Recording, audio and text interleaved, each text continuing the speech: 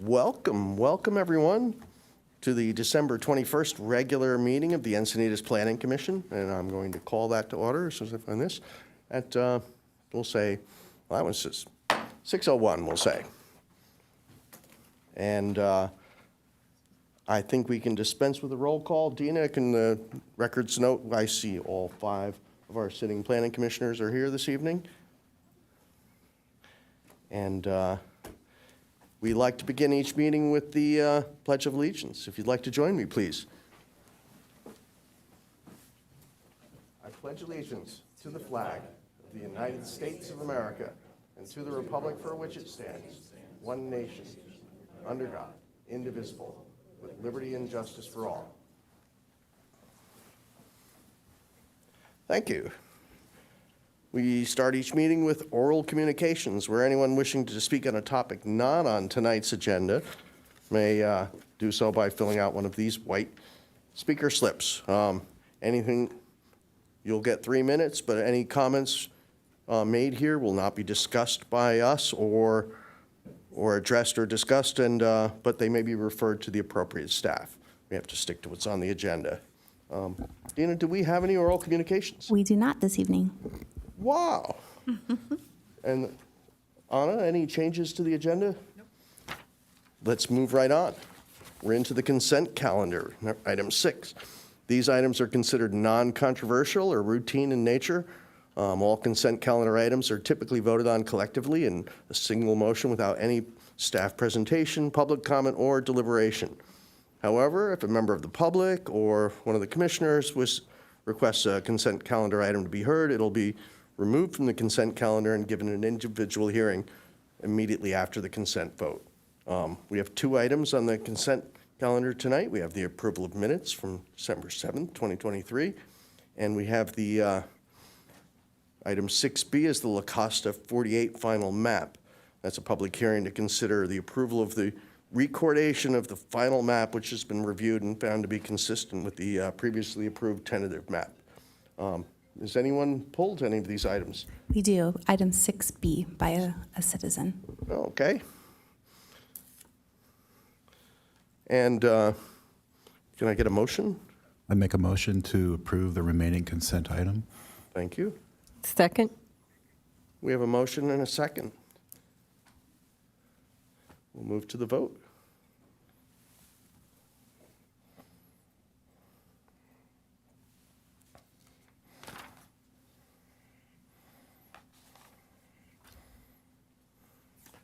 Motion passes unanimously, and we move on directly to the item 6B, La Costa 48 final map.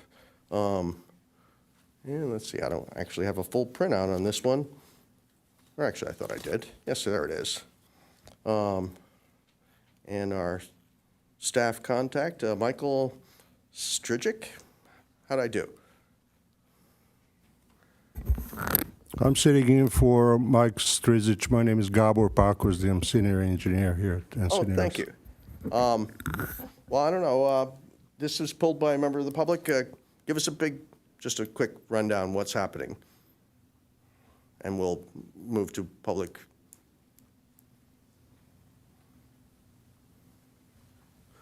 My understanding was that we received an email within the last... Oh, sorry, Gabor. He was just asking for what the project description was.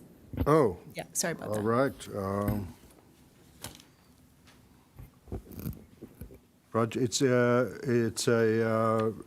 It's a final map approval for tentative map 15-222 that was approved by Planning Commission. When was it approved?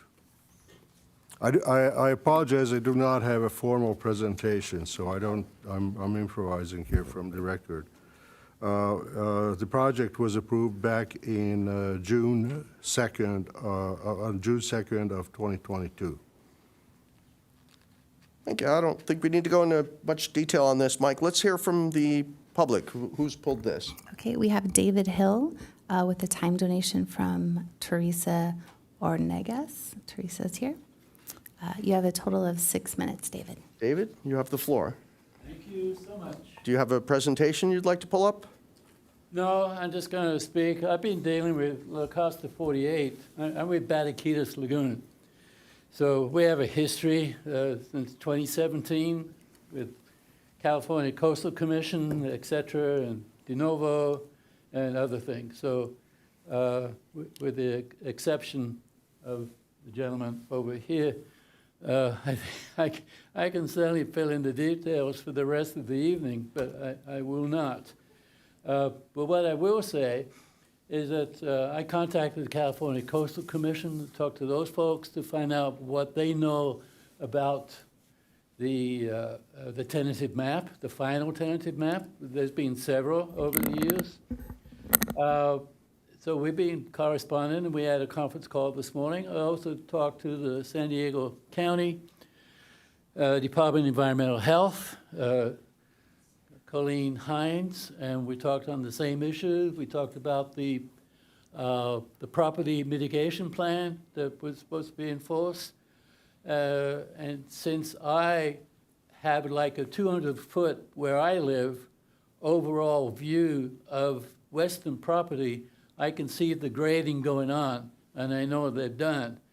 So my curiosity is, of course, did the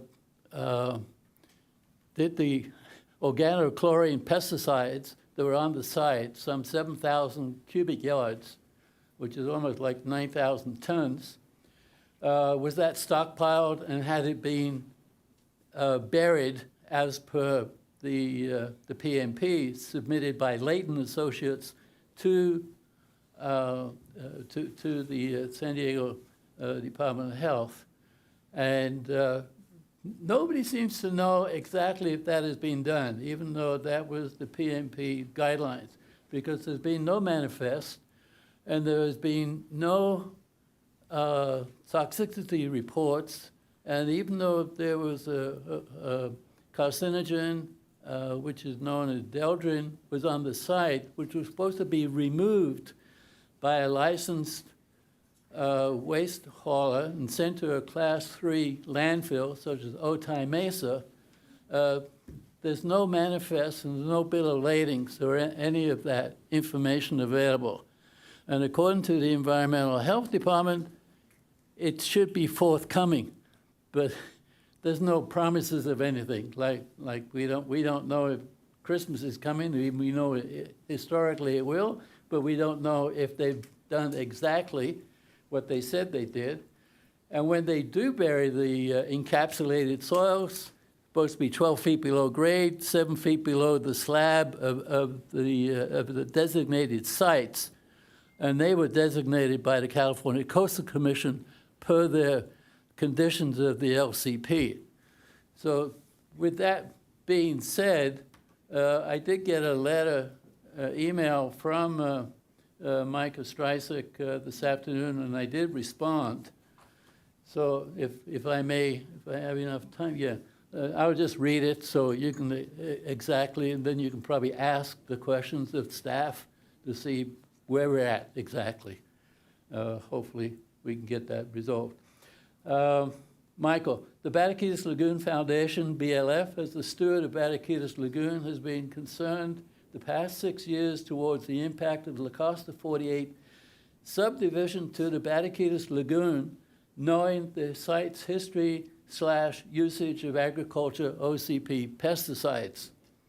The BLF is aware of the lead agency, San Diego Department of Environmental Health, and the property mitigation plan submitted by Layton. And that was Layton Associates, who did the phase 1 and the phase 2 of the property. Okay.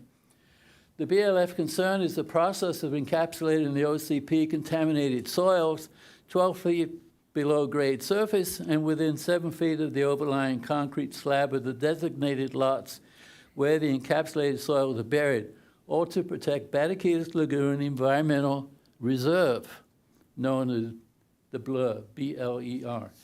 A review of the final tentative map did not identify the LCP designated lots where the noted encapsulated soils are now buried, presumably. From observation of the site the past 30 days, it appears the grading has been completed, which means by default the encapsulated soils are being buried, which further means that each lot has a specific GPS longitude, latitude, ID recorded per the approved Layton PMP by the San Diego Department of Environmental Health.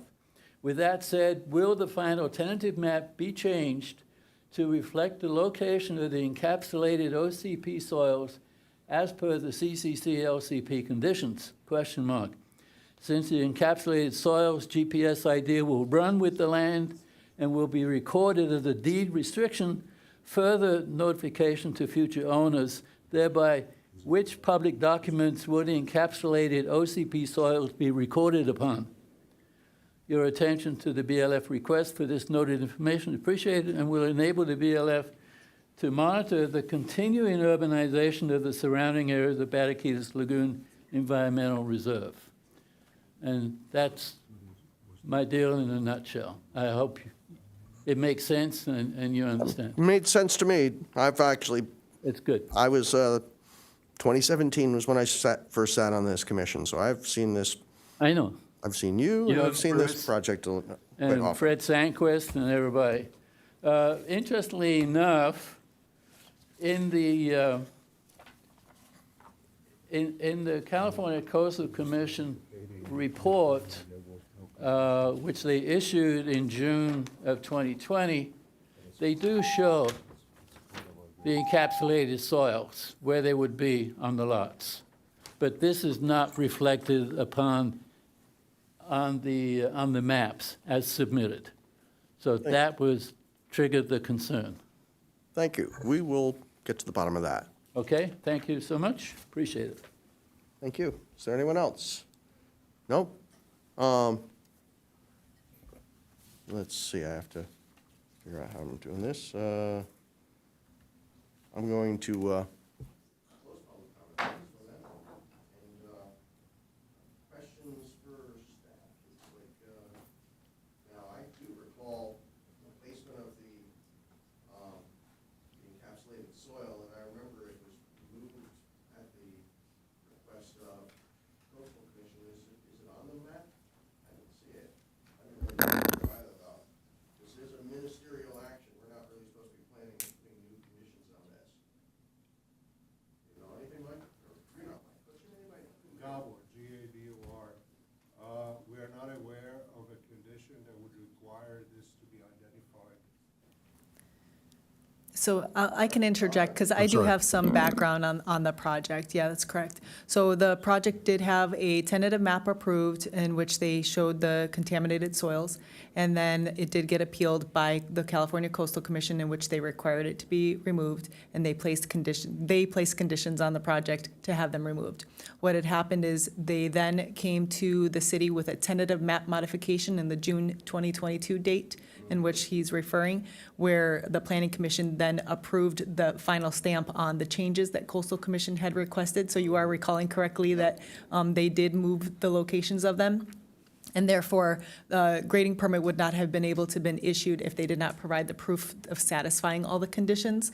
The map, as you said, is a ministerial here, so it's not required to show that portion of it. It's really kind of the property lines and the easements. However, the technical staff has found it to be technically in compliance with, which is a requirement of them to do, with the tentative map modification that was approved.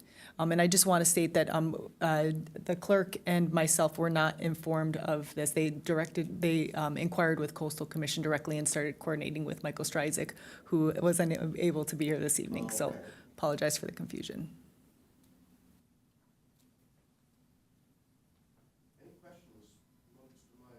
Any questions amongst my other commissioners here?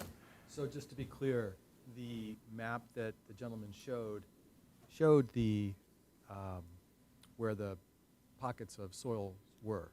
And it was not a condition, it was just removed, but to his point, we don't have bills of lading to show that it was removed or was it just dispersed, because he's talked about two different things. One, soils being removed, and number two, soils being dispersed. So if they were removed, there would be bills of lading, there would be through the county, I've done this before, through the county hazmat division. So are those available?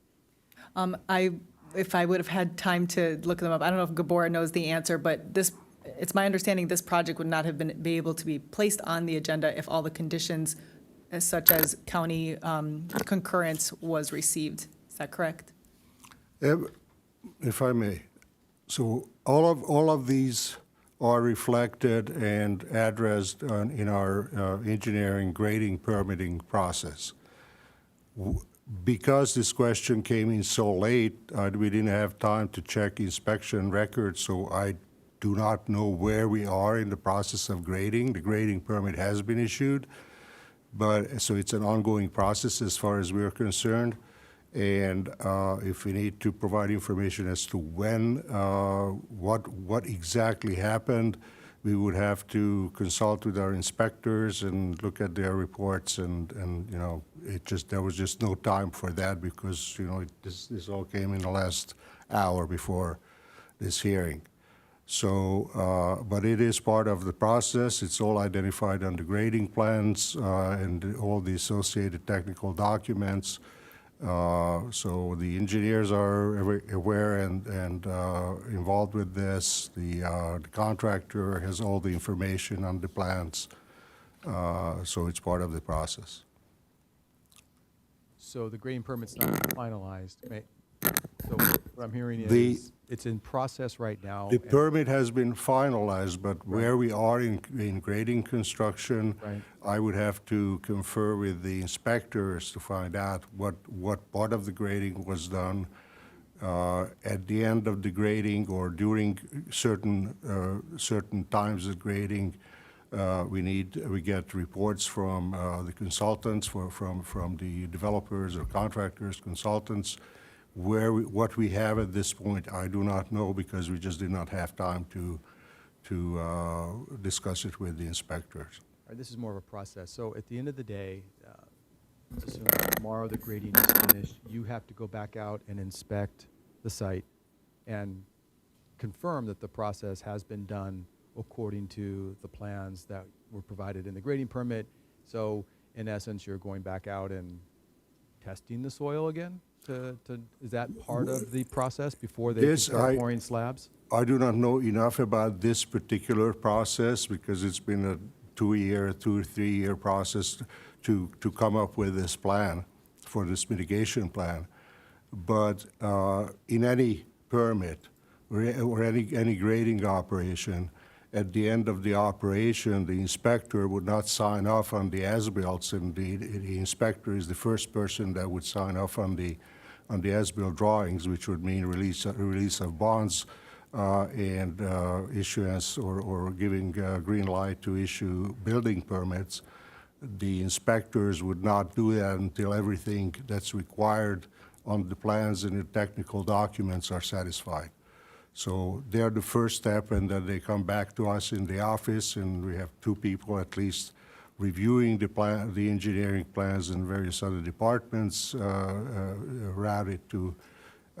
We are just not there yet with this particular project. We're in the middle of it. So there's 2 things happening. So currently they're grading now, it's not done yet. And then number 2, we're here to approve the map, which is separate from the process that's ongoing now. So the speaker's concerns can be met whether we approve this or not. His concerns will be met during the inspection process and the various technical pieces that go along with what's been issued. That's correct. And David, I'm happy I think you're already connected with Michael Stryzik. He would want to stay in contact with that engineer who's on the job, and he can kind of have periodic updates to ensure that all those steps are being followed, so he can provide the proof as those steps come to that point. I believe that it was issued about 2 to 3 weeks ago, so they are in the beginning stages. Got it. The other question I had was in the map from 2022, they showed the affordable units. They do show the affordable units again this time around in terms of where those will be placed.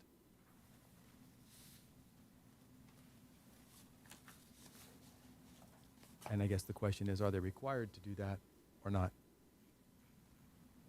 I'm looking at just the City of Encinitas TM. I guess I'm not figuring out what page this is on. You know, I don't believe that they're required to show them on a final map. However, there's conditions of approval that deal with that separately. For example, the affordable housing agreement, which has the maps that shows the location, that has to be issued before the recordation. So they've done their affordable housing plan and agreement. So there's other mechanisms that are required of them to ensure those affordable units are where they're supposed to be. Where they're supposed to be. Okay, Yes. thank you. If I So can just to jump in, be clear, what we're looking at approval of right now is just the lot lines, the boundaries. We're not looking at deeper issues at this moment. We're looking just at these lines that they're consistent with the tentative map. Correct. question for you, Anna, is, now, I do remember using these maps and showing where we were going to sequester contaminated soils. Is that typically part of this map, or is that recorded elsewhere? No, that is, the details of that are shown on the grading plans. Okay. So, David, I don't know if this satisfies you, but this is, I think this is just the lot and the lots and the easements, as far as I'm aware. And, while it's a good and valid question, I feel that for this case tonight, this is a moot point. And I'm going to move approval of this item. I'd second that motion. Is that a motion? That was a motion, Yeah, yes. I would second that. Do we have any discussion from?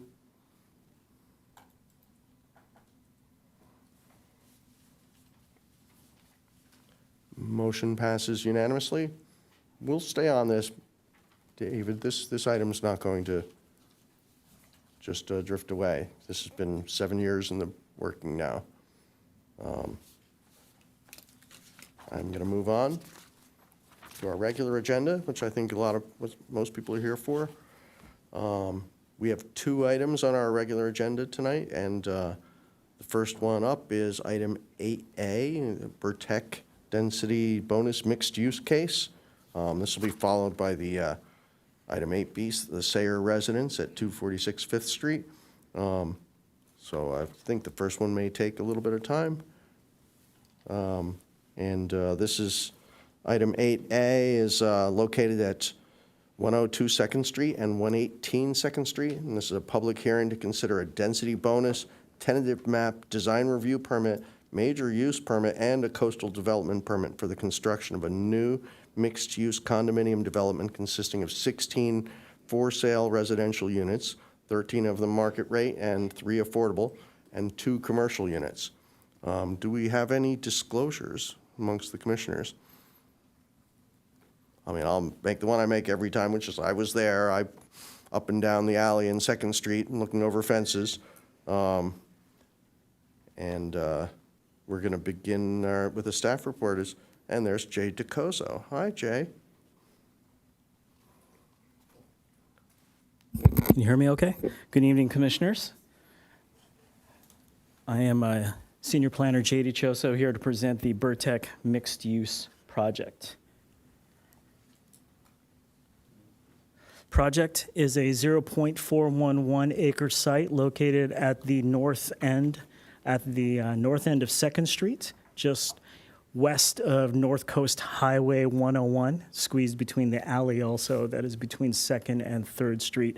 Site is currently owned by the Burtec family and was also the location of Burtec Pipeline, his headquarters, which recently moved to Vista? San Marcos, Vista, sorry. And so currently the property is rented out to a coffee shop and a ceramic maker. The property also at 118 2nd Street at the southernmost includes an old single-family home with 3 studio units that are under the city's original housing certification program, which are limited to affordable rent. Project site is zoned NCM3, Commercial Mix 3, which allows for mixed-use project, commercial only or residential. So the proposed winery and mixed-use project of 16 units that I'm going to describe is appropriate for the underlying zoning. Adjacent uses include the Shamrock Mobile Home Park to the north, an auto body shop to the west, to the east, and then single-family homes to the west, and an apartment to the direct south. There were 4 discretionary permits for the project, with a quick summary beneath. You have a density bonus tentative map condominium, so there's actually 18 condominium units, so 16 residential and 2 commercial units. 2 commercial units would be occupied by the Burtech Winery. And you also have a design review permit that would that reviewed the architecture, the bulk and mass, the site improvements, which included a proposed cul-de-sac at the end of 2nd Street and full-width 20-foot wide alley improvements. There was also a major use permit to document that the total residential floor area exceeded 50% of the total building. And there was also a minor use permit regarding alcohol service. The Burtech Winery currently has a Type 02 wine grower's license, and with that, in order to run their operation, they're also requesting a Type 47 ABC license, and I'll get into that. And then there's also a coastal development permit to recognize the demolition and the complete redevelopment of the property and the site improvements, cul-de-sac and alley. The density bonus, when you calculate all the math, it allows you 17 units, but the project is proposing 16, so they're underneath. The project is, according to state law, permitted 2 incentives and concessions. There are no requests for those, but there are 2 waivers. One regards a commercial loading space, which would request a waiver to be shortened of 22 and a half feet long from the length of 35 feet. Typically, one would think that the commercial loading space could be occupied in the alley, but the applicant has opted to place it on site. The loading space would allow for a North American commercial trade organization, if I'm remembering correctly, standard vehicle size, which would be FedEx, UPS, and Amazon, and that's the typical size that the winery would be using to transport its wine from its winery in Vista to this location. Then there's a second waiver, which would reduce the parking space width when adjacent to a wall. There are 2 parking spaces. R1 is a residential ADA parking space, and C1 is a covered commercial space. Both are adjacent to walls, which would mean that they would need to increase their parking space by an additional 2 feet. But they are not. That's the waiver. So they're maintaining the required width for the parking spaces. What's important to understand, is that the city is required to grant these waivers provided that there's no specific adverse impact to the project in order to maintain the number of density bonus units proposed. For design review, the project is, give me a second here, I'm sorry. This is the front view from 2nd Street.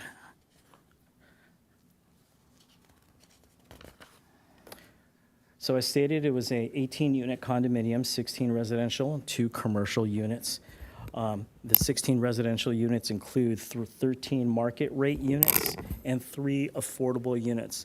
The proposed architecture is a contemporary coastal style and is a 2-story building with a third level, mezzanine for the units in the rear on the west side overlooking the alley with a western view.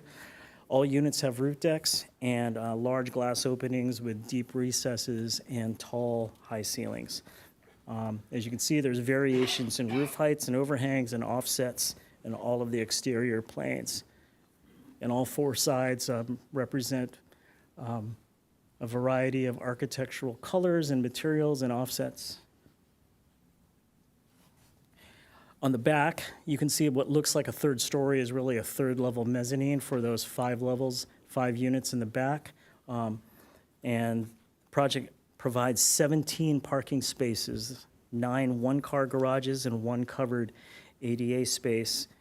And the winery provides 7 parking spaces, 4 on-site and 3 off the cul-de-sac.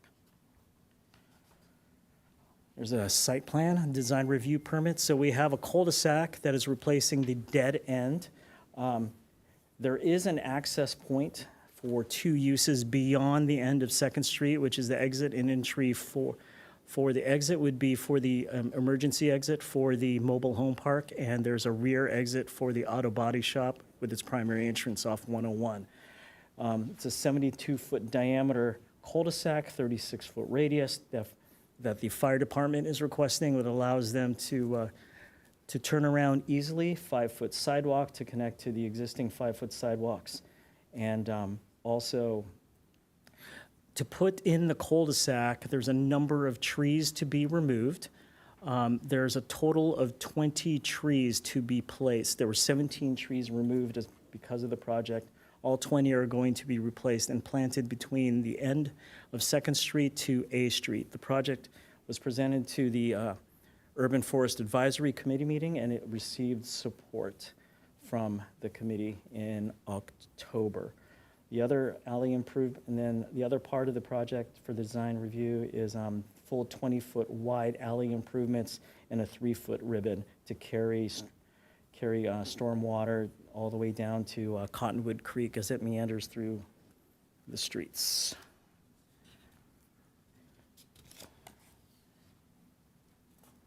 There's use permits. There are two. As stated previously, there is a major use permit to account for the residential floor area to exceed 50% of the gross floor area of the building. The major finding for the use permit to allow for it is that the density bonus project and the number of residential units it requires more residential floor area. So the use permit was needed to achieve this kind of project. And additionally, there's a minor use permit, which is for restaurants to serve alcohol. Currently, the winery will start as a wine tasting location with small plates, but there is the possibility that the winery evolves into a full restaurant, which would then require a Type 47 ABC license. To distinguish between the two, the Type 02 license is a duplicate license, which allows the wine grower to, for lack of a better word, duplicate their primary license in Vista. So it allows them to transfer it or extend it to this location to do wine tasting. And they can do beer service, but only in a private setting.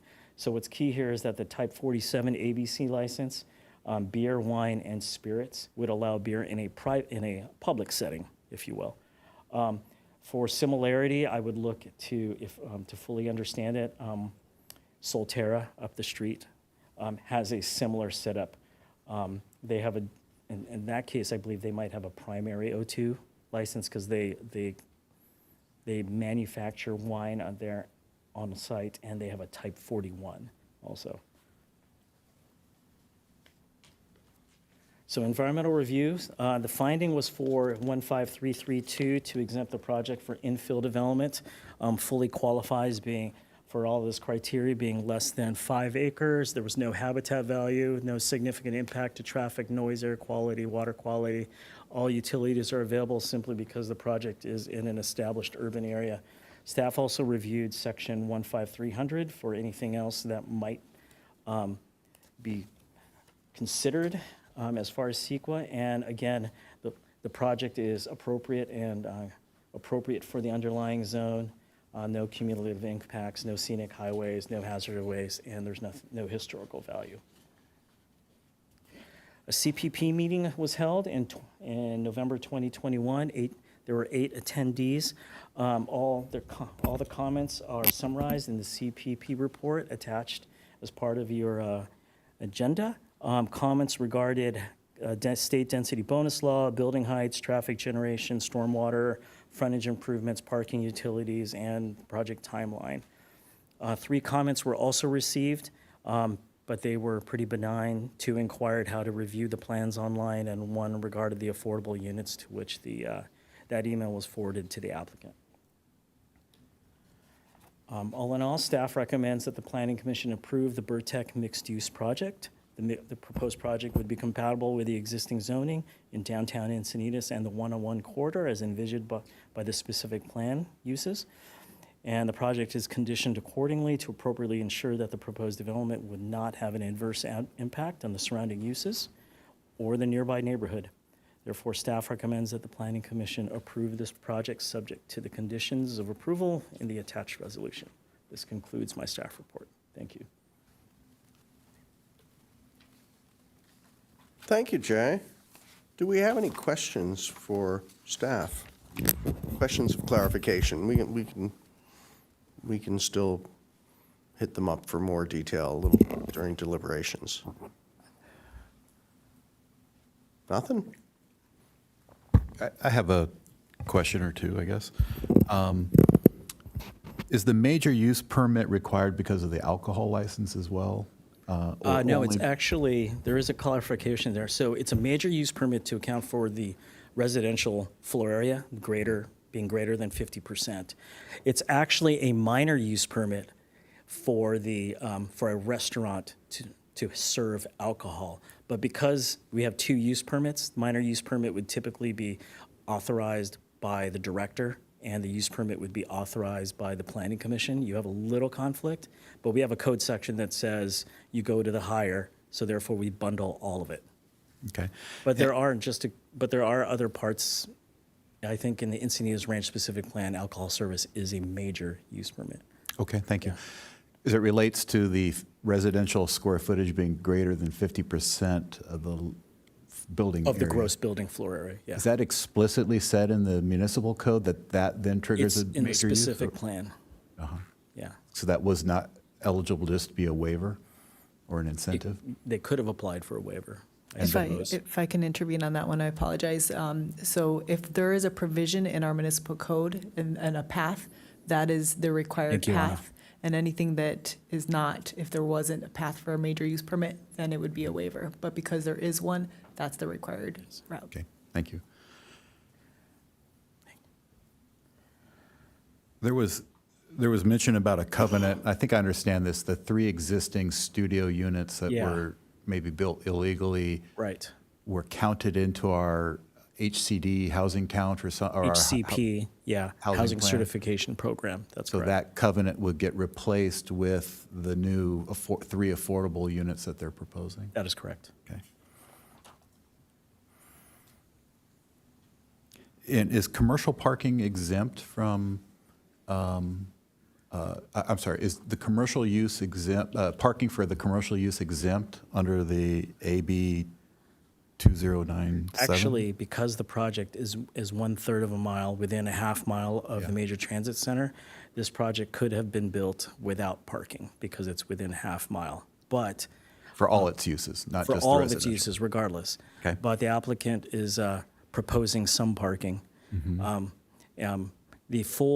The commercial component is parked to the full standard of the North 101 corridor specific plan of 1 to 75 per dining.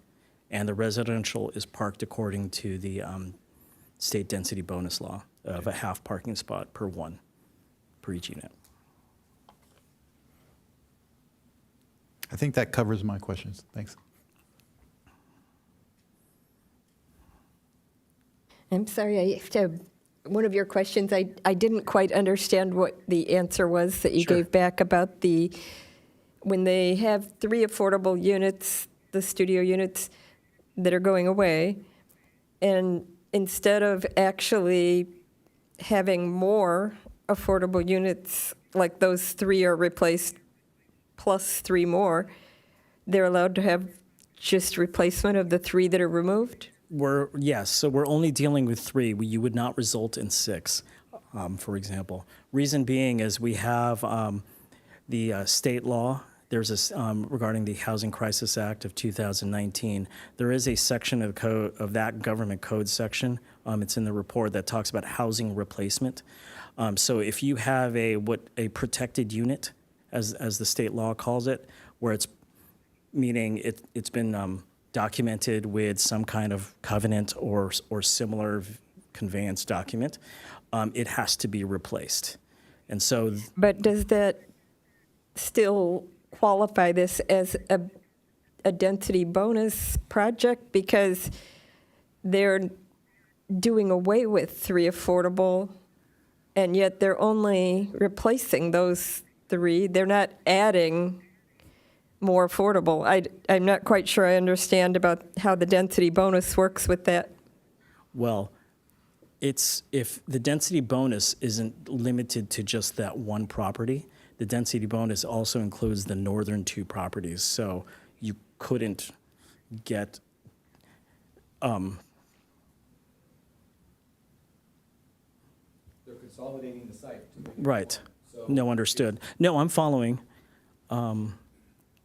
Yeah, If you- they're able to utilize these three Yes. replacement housing law homes for their density bonus. Two of them are what get them the density bonus, but the third one was the additional one that had to be replaced and not under the density bonus, but they can qualify for both. That was more of an inclusionary requirement, the third? Well, they're required 2 inclusionary units. Had to replace all 3. Got it. Yeah. But we would have had, oh, are we deliberating? Sorry. Oh, okay. I'll want to ask that. Staying on the same subject, did I see something in there about, now what's, these 3 tenants, are they being relocated, or they have right of first refusal? Can you just elaborate on that a bit? Yeah, they have the first right of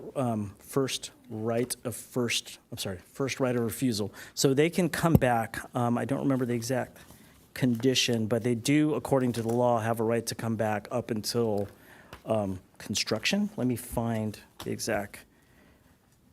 I mean, that way, because they were tenants on site, they have a right to come back. It is standard condition. Which one was it? I'm sorry.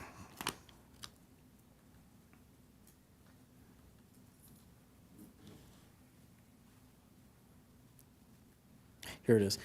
SCA 7. So pursuant to Government Code Section 66300, the 3 affordable tenants are allowed to stay within the protected residential units up until 6 months prior to the start of reconstruction, be provided with relocation benefits, and be provided with the right of first refusal to return to the property and occupy one of the affordable units.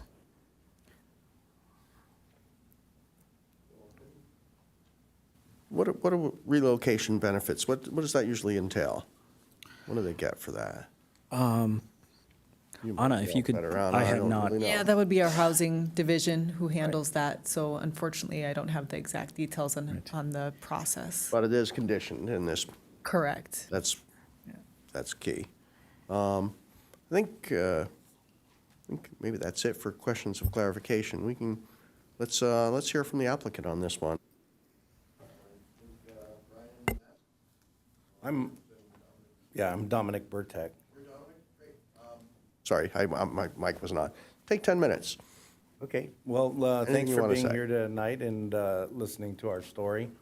We've owned a property, my wife and I, for about 30 years, and we, like Jay said, we ran our construction, Burtek Pipeline, out of that location. And we've been thinking about building this project for at least 10 years. So when we first started, we wanted to build 3 stories and underground parking, and we came to the city and asked for their advice on which is the best route to go. So we ended up tapering it back down a lot. We only went 2 stories and kind of followed all the guidelines that were presented to us, and that's what you see here today. So I feel we worked a lot with the city, and the city worked a lot with us, and helping put something in the community that we'd all be proud of. I know it's 16 condos, but our goal is not to sell them all. We might sell a couple of them just to family members, but other than that, our goal is to keep the property and the condos. It's just, it's either you make apartments or condos, and in the long run, it's better to make condos. So we ended up doing the condos, but we are planning on keeping, the condos or the units and renting them out. The winery was a mistake, not really a mistake, but we planted our vineyard in Encinitas, which is off Manchester. We own a 10-acre farm out there, and it's mainly horses, but we planted a vineyard out there. So we have 3,500 vines in Encinitas. and we're starting to make really good wine. So now we need to find a place to sell it. So, you know, we did move to Vista for our construction part of the business, and then during that process, our mechanics bay got turned into a wine tasting facility.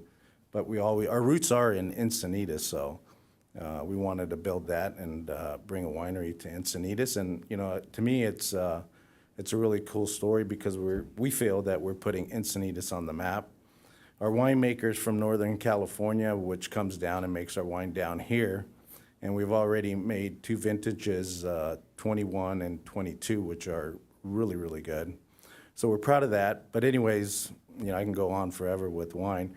But anyways, I think we worked hard, you know, with Jay and Ricardo and Brian on trying to put something out that was, you know, good for everybody. And we're fortunate to have a nice building like that if we can get it going in the right direction. And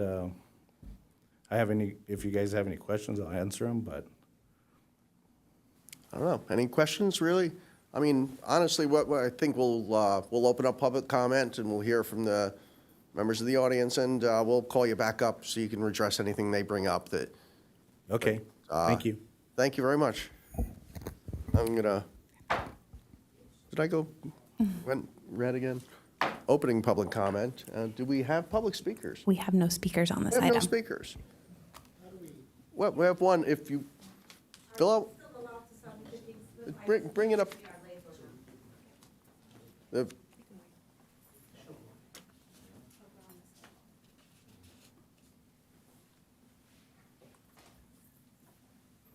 We'll wait just a minute.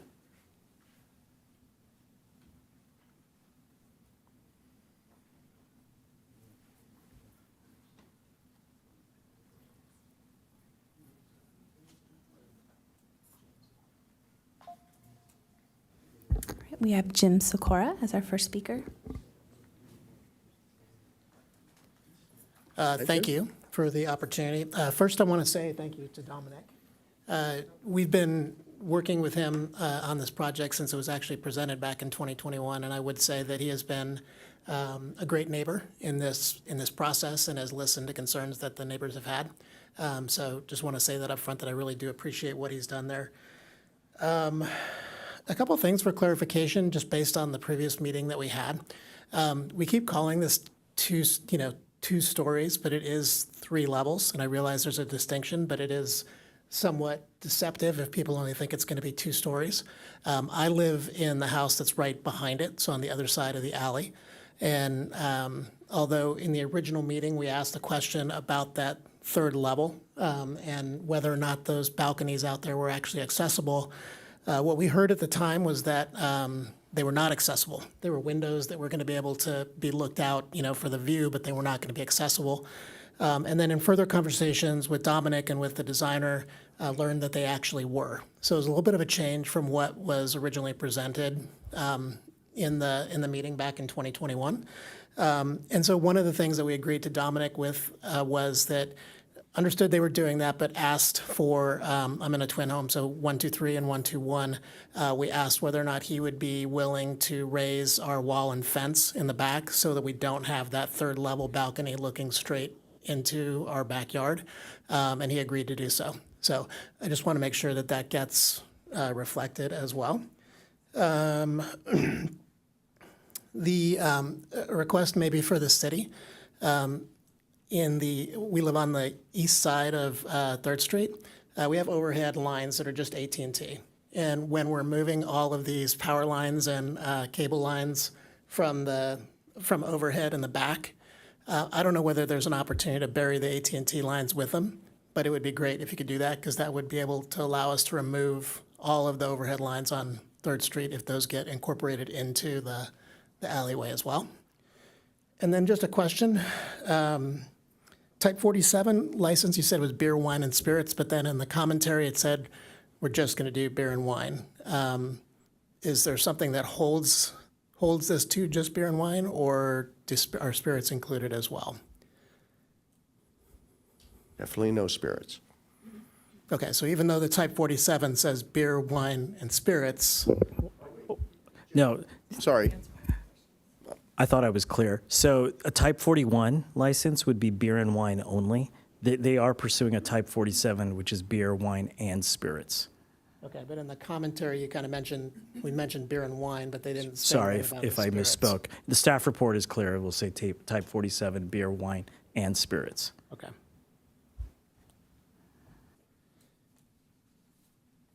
And I think that's it. So, thank you. Thank you. Can I ask a clarifying question of Yeah, Jim?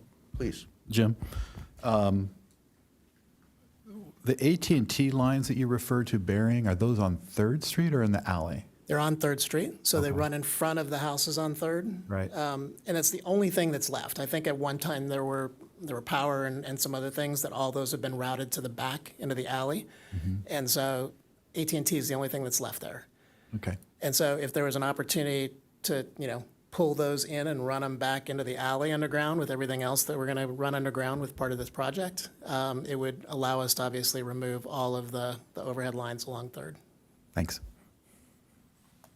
That's a good question. If I might, aren't you think in the document somewhere in the staff report, aren't we supposed to underground all utilities? And is AT&T considered a utility? So to the speaker's point, why is there just remaining an AT&T line for the approvals of the project? Shouldn't all utilities be undergrounded? Commissioner, may I speak or I almost need some I don't know if guidance here. I'm not sure which way. Yeah, please, the comment's open. We're asking the questions. applicant would only be responsible for the utilities that are along its frontage. So if he's talking about 3rd Street, that's one street over. It's not one straight over. We're talking, the utilities that they're burying are in the alley. So it's right in the back of our house are all the utilities that they're moving under the ground in the alley in between 2nd and 3rd. So there is one set of cables that are running on the front side of the house on 3rd. That seems like they could be very easily, and I'm not suggesting that's something that Burtech should necessarily have to pay for since they're already paying for the relocation of the other ones, but it would be great from a city perspective to get rid of the AT&T lines that are really the last remaining things up there and just put them underground with the rest. This sounds like a deliberation for our committee. Yeah. Okay. Thank you, sir. We'll move on to the next. Don't worry, we'll be discussing this in depth. Okay, our next speaker is Pelian Karagas. So I have a couple comments. We are very happy with the project. Thank you so much. Here, pull the mic down just a little bit. Sure, of course. And I am also right by the alley. We will be looking at this beautiful condo project. We have a couple questions. Looking at the plans, we received it from our architect and reviewed everything. There is an existing sewer line in the alley, which we will be all using. We are in the process of building our new project, as well as our neighbor, Sanders are here. They have a project coming up as well.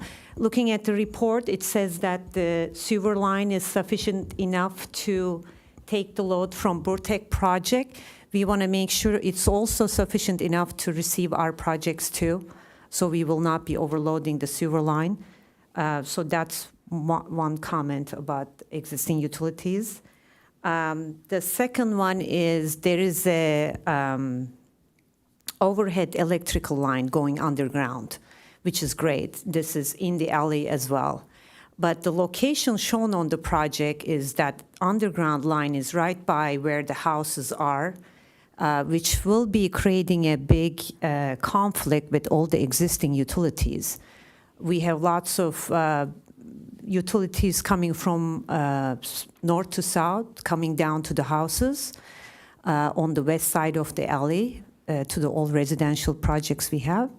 And this existing utilities will be definitely in conflict with the new underground electrical line. So we would like to propose to push that electrical line towards the Burtech project to eliminate the conflicts with our existing water lines and sewer lines and gas lines.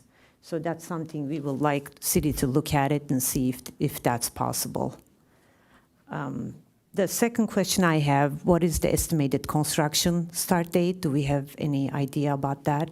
So we will know when we will be seeing the impact, and the construction duration.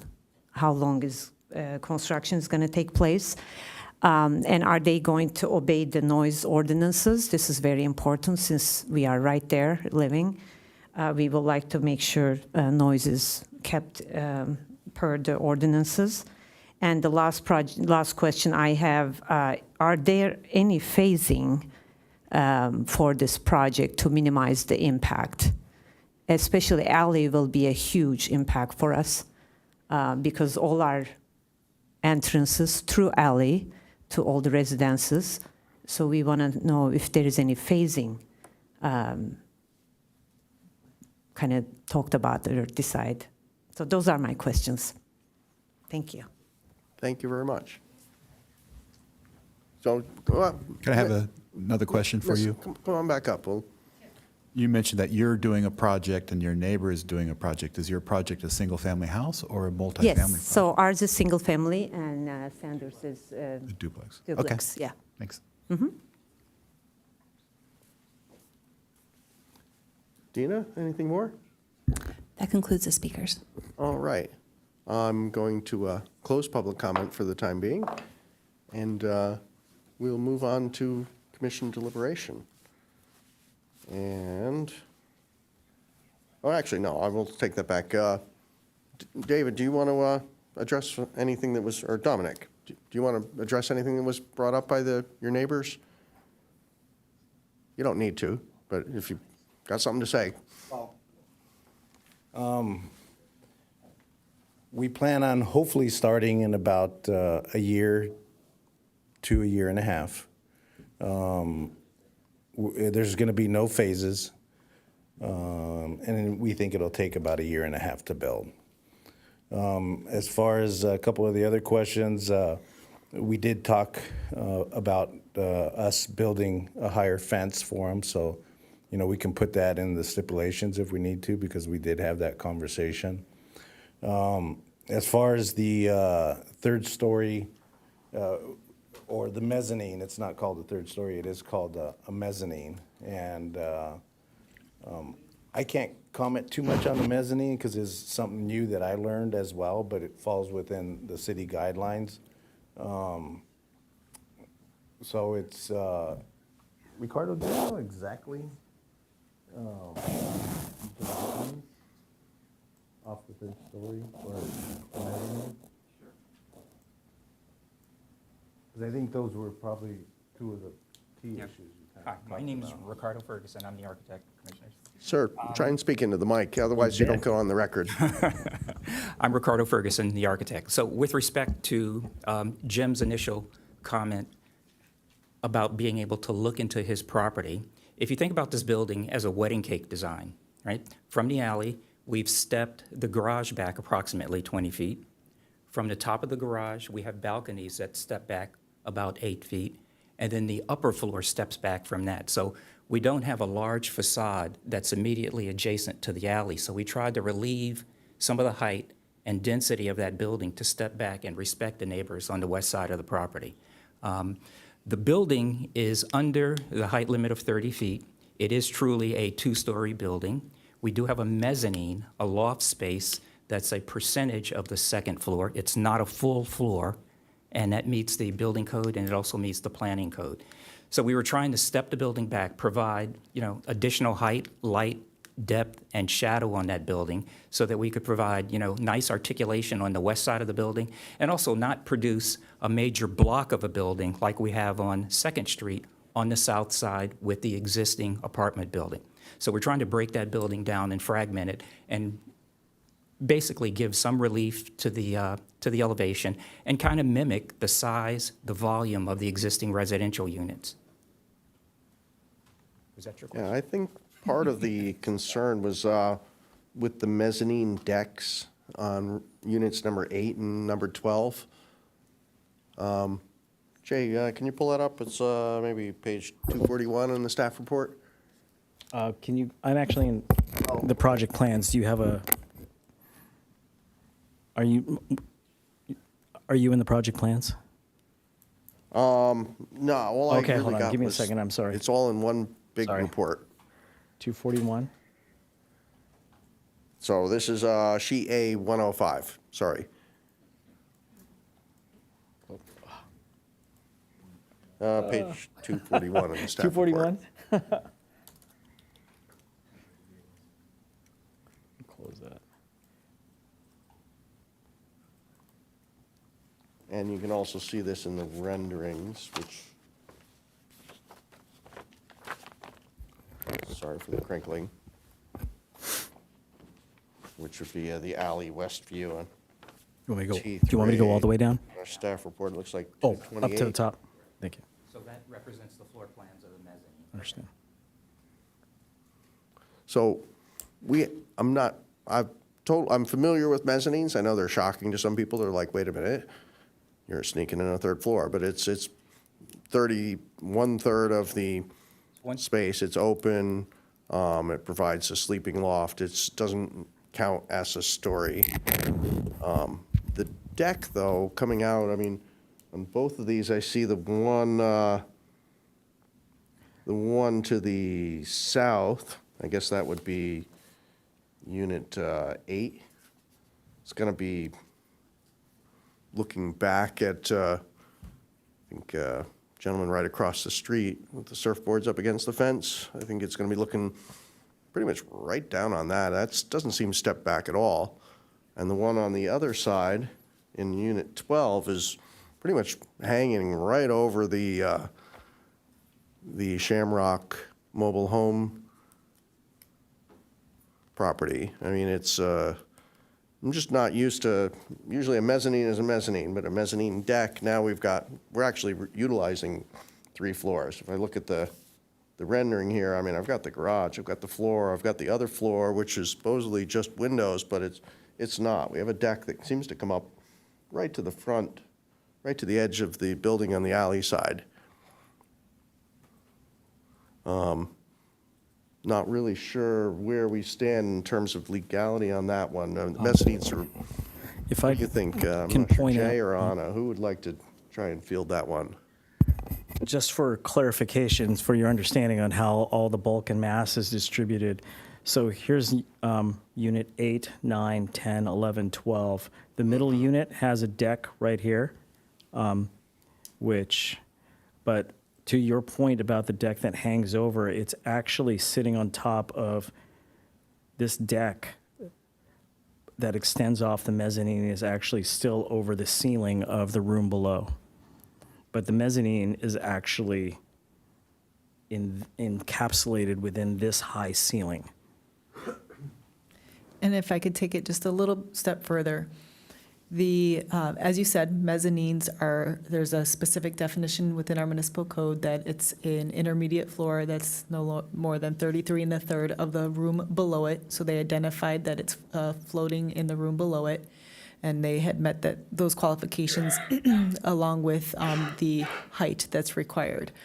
So long as the structures, including the balconies, are meeting height and are not qualifying as a story, so therefore a mezzanine is qualifying as a mezzanine, therefore it's not a story. However, you are able to have a balcony so long as it meets height and setback standards. So those are the objective standards of the parameters in which you were asking about the legality portions of it. Thank you. Yeah, I know mezzanines always, first time I saw one threw me for a major loop. I was like, but that's the only question I have for that right now. I have a question for the architect, if I could. I think you're asking for a waiver for a parking standard that increases the parking stall dimension by 2 feet for space number R1. Is there a structural column between R1 and C1? There is a column there that's holding up that projected part of the building as we're parking under, that tuck under part of the building. Okay. Are you providing any van accessible parking for the ADA? We have, I think that parking space, Jay, can you pull up the site? Thank you. At 5 feet, it doesn't look like it's a van accessible space.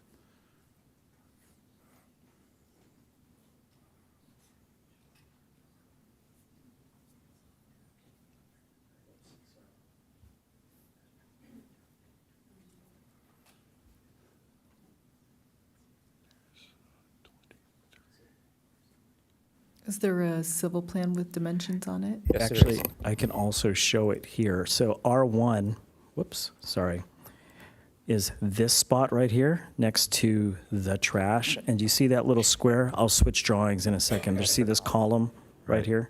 Yep. That column is, I'm looking at page 237 of 257, A102.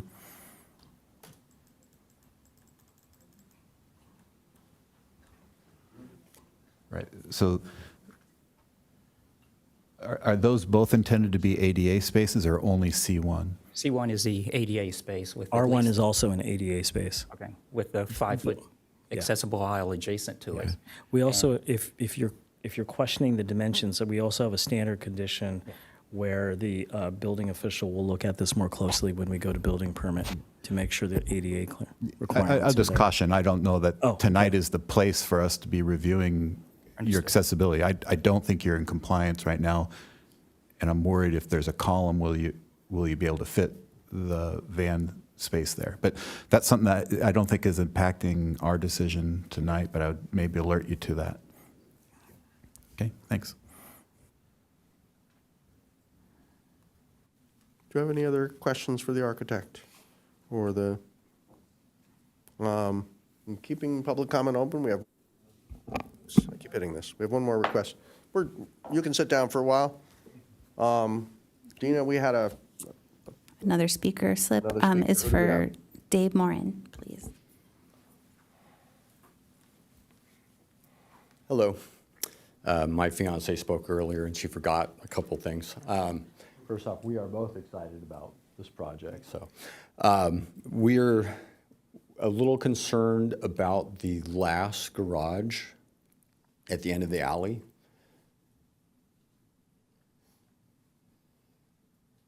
With the space being able to get in and out, we are directly across. And we're concerned about the car being able to get into that last spot and out again. I know there was a drawing on with the turning radius.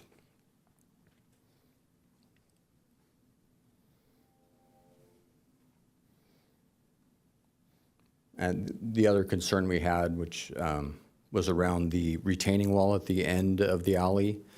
Around the same reason, it's the way it's designed, it actually pushes out into the alley, which will interfere with access to our lot.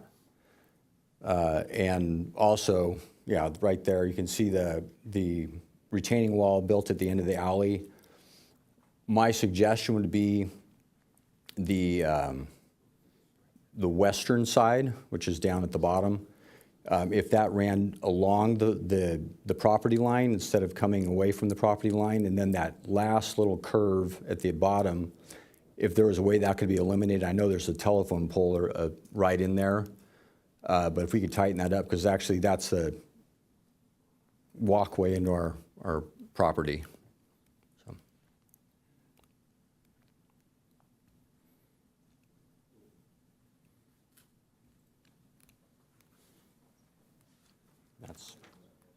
That's all I have.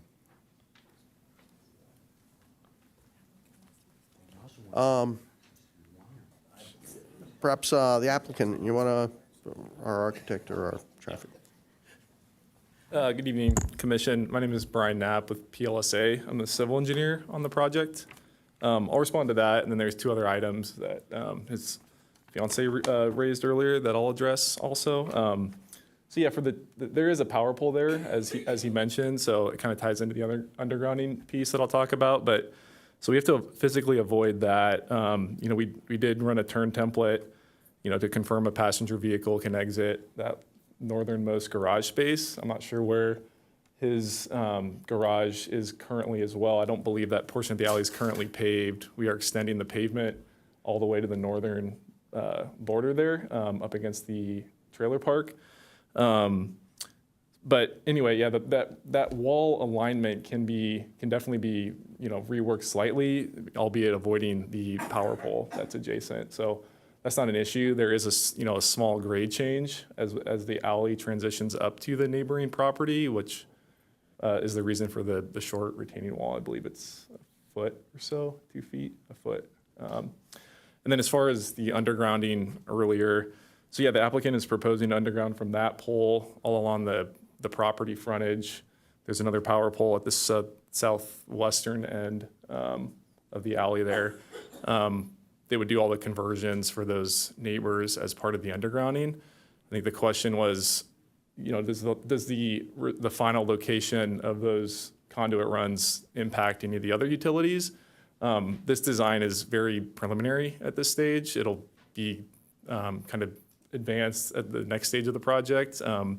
According through SDG&E, and all clearances will be maintained from the wet utilities per SDG&E and city standards. So that exact location isn't fully designed yet. And then the sewer, I think, was the other item. So it's a 6-inch sewer, I believe, that exists in the alley.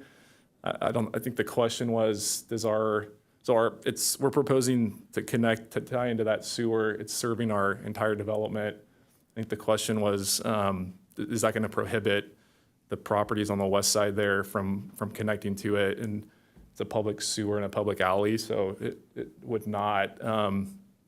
We are at the upstream end of what's connecting into that sewer, and it discharges southerly towards A Street. So there's not a whole lot of properties currently connecting to that stretch of the sewer main.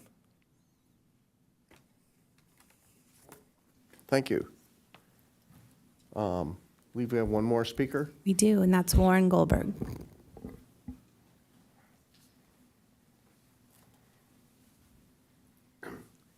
Hi, I wasn't really ready to speak, but I just had something that this gentleman brought up about the utility, about the AT&T lines. I also have some property in Del Mar, and it's completely transformed that area when they put things underground. So if we could take advantage of it and take advantage of an opportunity, I sure hope that we do that. The other thing is just about parking.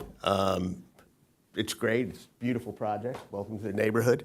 But, they're building 2 ADUs on right at the end of the alley on, it's actually A Street, and no parking. And, I understand everyone says we're by a train station that rarely comes by the coaster. It's kind of hard. You have to time it. But parking's really gotten really bad. I've lived there 30 years now, and there's no parking in front of my place all summer. So, 16 units with one garage that's usually used for storage. 2 people are in there. It's going to have an impact, but just wanted to bring that up. That's my comments. Thank you. Thank you. Are we done? Yes, we are. All right, I'm going to close public comment for now and move on to commission deliberations. Anyone want to dive into this first? Who's got the best notes? I've got some notes, but since we're staying on the utility, to kind of just take it to the finish Bob, make line. sure the mic's... To the finish line. What is the definition in our code of a utility? I guess I'm misunderstanding. We talked about AT&T. Is that a utility line? What is the definition of utility? I think what the reason you're asking the question is you want to make sure that those get undergrounded is the concern? Yes. Okay, so if you look on page 79 of 257, which is condition of approval UT 0, I guess starting at 02 and 03, we could clarify in those, there are existing mandates to underground, and it refers to you have to underground all utilities. Well, what's a utility? Right. So we could clarify that utilities include cable. So if you wanted to do that, you could add the following language. Then UT 02 could instead indicate all proposed utility services, and then you could add in parentheses, e.g. cable, comma, telephone, comma, fiber optic, comma, and any similar wires. And you can make a similar amendment to UT3, so then instead it would say all existing overhead utility services, and then have the same addition there to the property shall be reconstructed underground and the overhead lines removed. Thank you. If I may interrupt, we cover that at the last sentence of UT01, where we call out the utilities that are in our area, SDG&E, AT&T, Cox, et cetera, and other applicable utility companies. So why was there some concern from the public that that would not be done? Was there, that was why this whole, prompted this whole Bob, discussion? they're talking about utility lines that aren't even adjacent to the property. They're talking about utility lines that are on Third Street, and this project is on Second Street and the alley, right? So, what's that?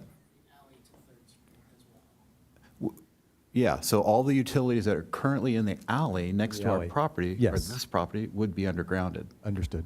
But you're talking about a utility line that's on the opposite side of the residential house in front of this property. I misunderstood. So as long as it's the alley that we're talking about, then yes, I don't know if we need that additional, I mean, that, it's not redundant to have that additional suggestion on U2 and U3, but assuming that U1 with the word AT&T, if that's really who the owner of that utility is, then that's being covered. Okay. Okay, thank you. Right, and just, I think that the speaker was addressing a concern to the city as well, and that he would like the city to consider the additional undergrounding. There's kind of two separate issues. While we're doing it, it would make Yes. a lot of sense and be, provide a little bit of foresight to actually bury that at the same time. Yeah, well, that's always been a little bone of contention here. I know currently we ask people to kind of underground their utilities piecemeal, and which lends to some oddities throughout the city. We have, they're up, they're down, they're up, they're down. There's a sidewalk, there's no sidewalk. And I think it's above our pay grade. I think it is something that the council should address, possibly. It's like, what would it cost to put all our lines underground? A lot, I'm gonna guess. But here, I'm looking at UT5 condition, which is basically, this is going through the alley, so I don't think we need any additional language here, since it's utility lines, including electric cable, telephone, fiber, and any other similar wire, and remove all existing utility poles, and I think we've got that covered, Jay.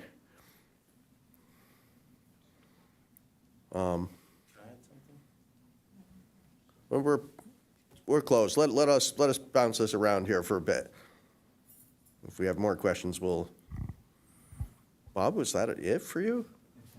Can't usually have more questions than that. Well, I was going to wait my turn, so I'll just wait. Okay. Does that mean I'm going? Yeah, go or for it, something? Steve. I think all of my concerns have been answered. I don't really see much to object to on the project. Just to address some of the things that the public have mentioned, raising the rear wall of the houses to the west in order to maintain their privacy. I feel like that's a private agreement between the developer and those homeowners, and that developer has shown good faith in just about everything else he's done with the neighbors. And so I don't think that's part of the city's, our role is to be the enforcer of that agreement. I mean, I would, he could work with them and do what he wants to do, but I would leave it to him to resolve that. Burying the AT&T lines, we just talked about. The sewer capacity, I think, has been answered. If there's a single-family house there now and they're going to rebuild a single-family, the sewer line's going to be fine for that. As far as the location of the utility lines that are undergrounded in the alley, whether they go down the west side of the alley or the east side, I'd leave that to the engineer. There's really prescribed clearances between each utility that goes underground. They'll figure that out. That's not, I don't think, our position, our role here. The back out distance from garage number 10, R10, it's got 24 feet, 10 inches. I think it's plenty of space. There's that wall maybe does affect it a little. That wall is really only 10 inches high at the high point, and it tapers down to next to nothing, I think. So I'm not so concerned about that, though I would.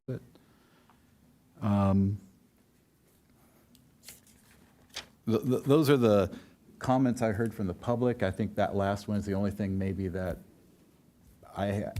gives me some pause to, maybe we need to craft something to address that. Otherwise, I don't see any problem with the units, the height, the mezzanines. It looks like a nice project to me.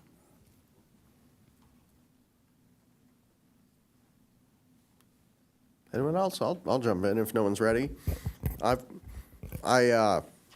I'm very familiar with the North 101 specific plan. I've got one of the original copies at home. I didn't bring it today. I brought a more annotated version with me.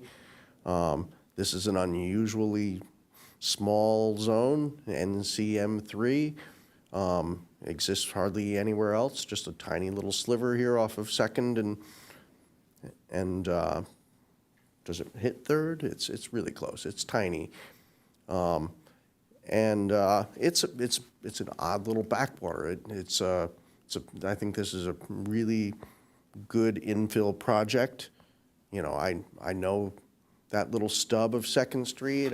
Gary at Aloha fixes my little Miata, so I've taken that little escape route out there. I haven't hit the coffee shop up yet. I always see the signs. I go, oh.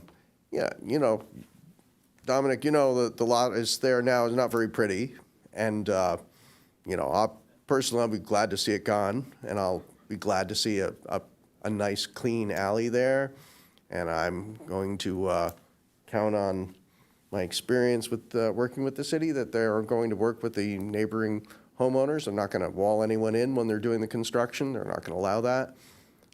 You won't be blocked from your access to your property. It's a good project. I brought up the mezzanines, not because I was that upset about them. They're shocking when people see them the first time. They say, oh my God, that is a 3rd floor. And it's like, well, no, that's not a 3rd floor.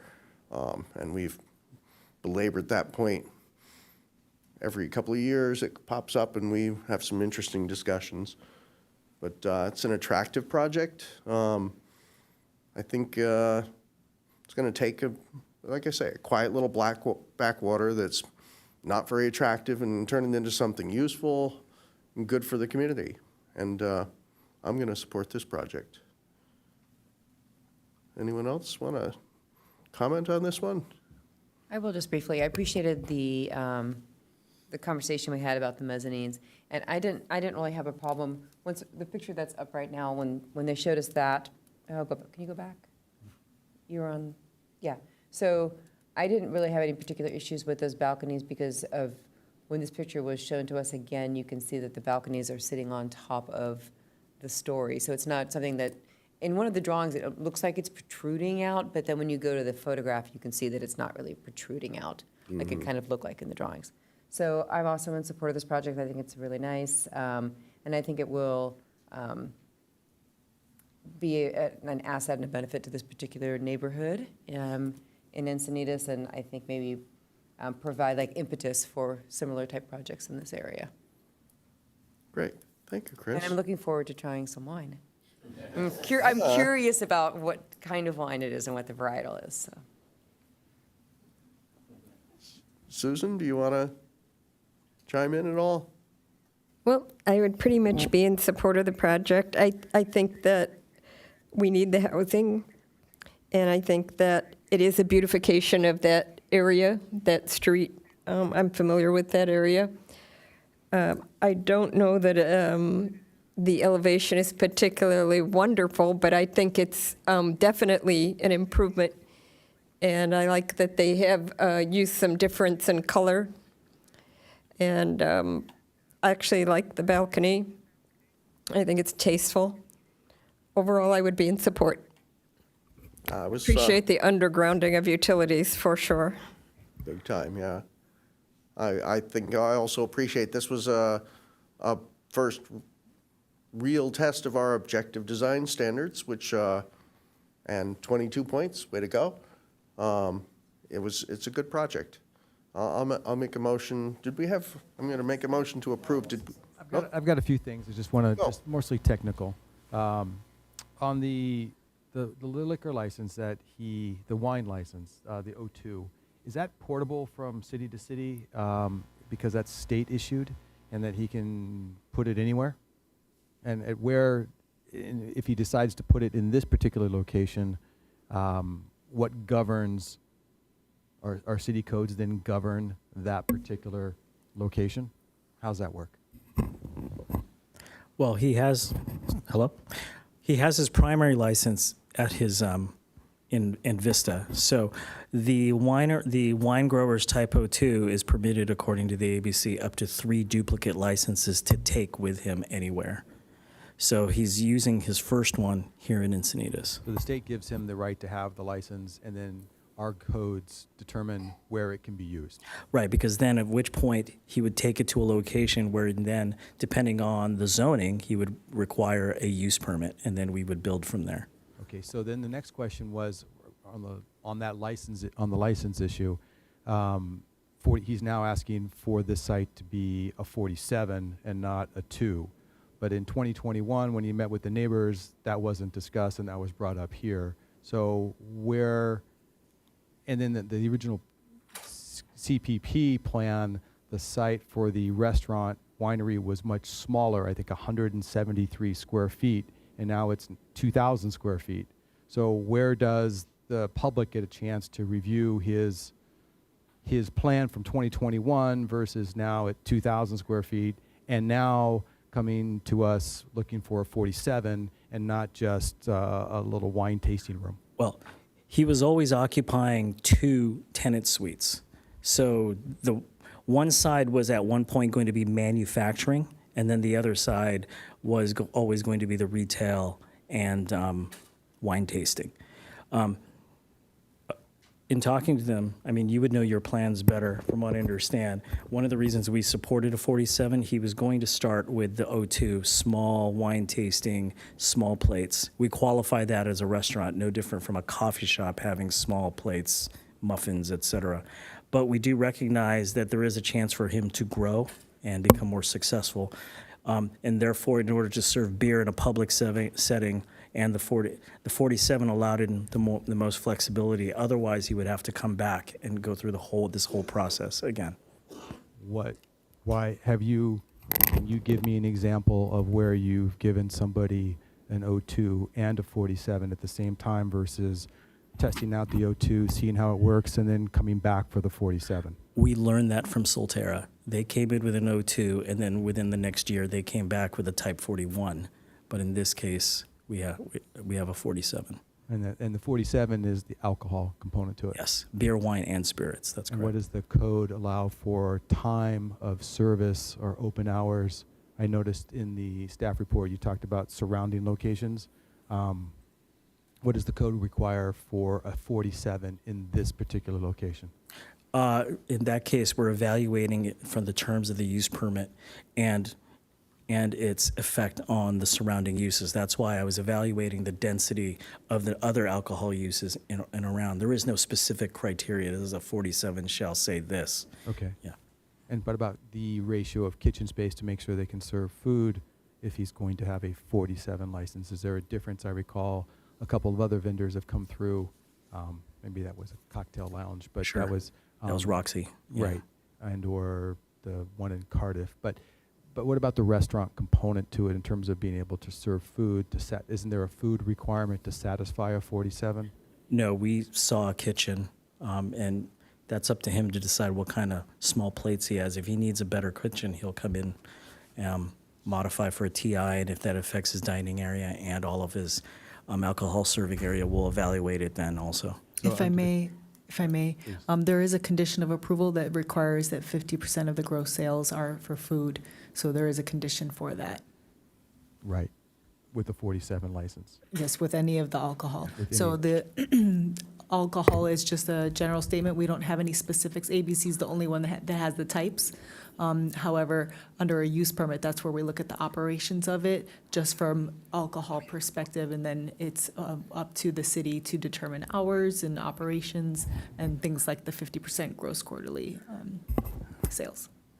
Commissioner Pendergrass, if I also may add, Katie just reminded me that even though they're applying for, even though let's say they did receive approval of this use permit, they still have to go to ABC to get licensing from the ABC to actually get that license. So that's not to say ABC might disagree with the 47 and applied a different license. So again, from a procedural standpoint, we're approving a 47 even though he doesn't have one. That's correct. He's applying for one, yeah. Don't you kind of have to have one and then come back to us for the approval? No, the no. requirement's to come to us first. Okay. Yes. Couple more. I'm just going to go to my questions. Hang on. So it's a big document. Is there a condition in the resolution regarding lighting on the mezzanine decks? I didn't, unlike Piraeus, who talked about not having some lighting ordinances on top, what would the rules be about lighting and outdoor fixtures? I think there's a lighting component in here, so how does this fall within that category? I've included specific condition SCA2 right there. They have to demonstrate that all light sources shall be shielded and directed downward and away from property lines, streets, and adjoining properties, such to, you don't have that glow or that glare pointing down, hopefully soft. I don't know what kind of... So if I'm an owner of the property and I'm in my mezzanine deck, is this I can have lighting, but as long as the lighting is facing downward and not up, Right. so that would eliminate the ability to string lights, right? Because that's more of an outward glow versus a downward glow. Right. I'm concerned about the neighbors nearby, making sure that these mezzanine decks don't have, large lighting, and you're comfortable that item 2 under SCA 2 would cover that? Yes. Okay.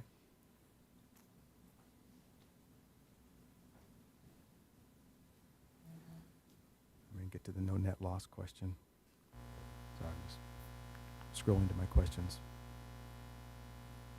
So, no net loss. We have 3 units now, and they're putting 3 units back, right?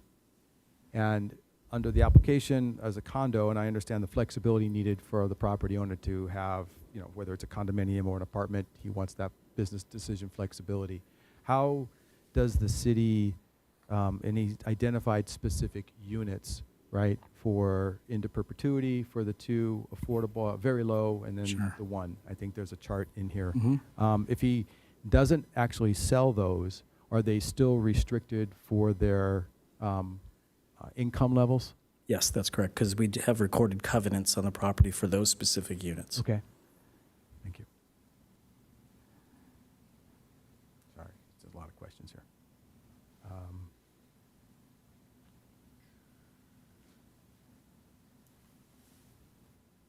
De-restricted. Define grower. Sorry, it's a lot. I probably should write them all down.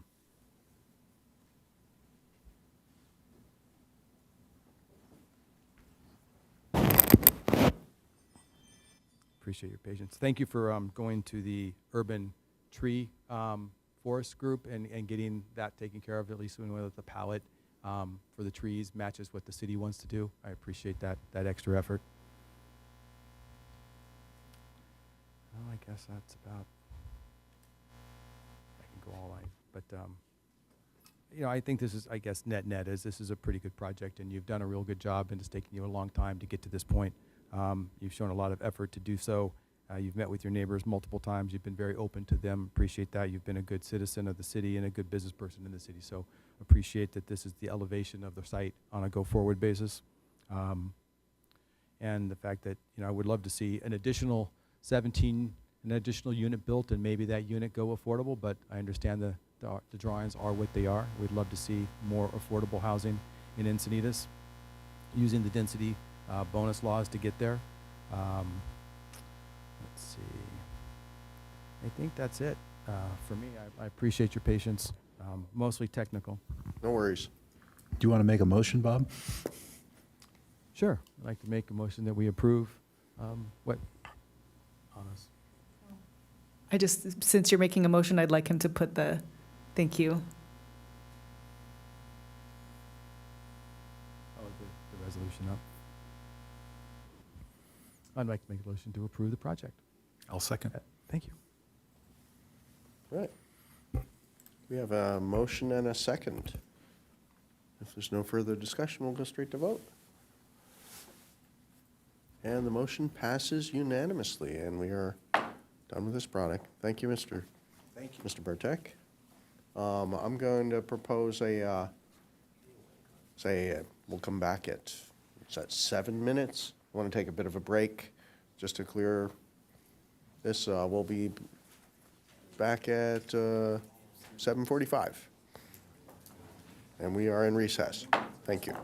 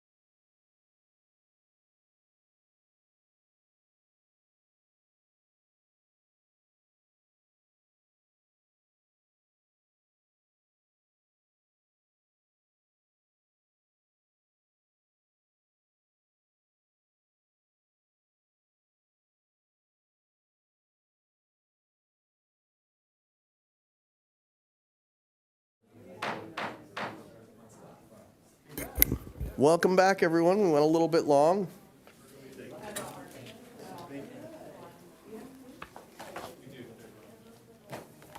We are moving on to item 8B on our regular agenda. This is the Sayer residence, case number multi-5446-2022.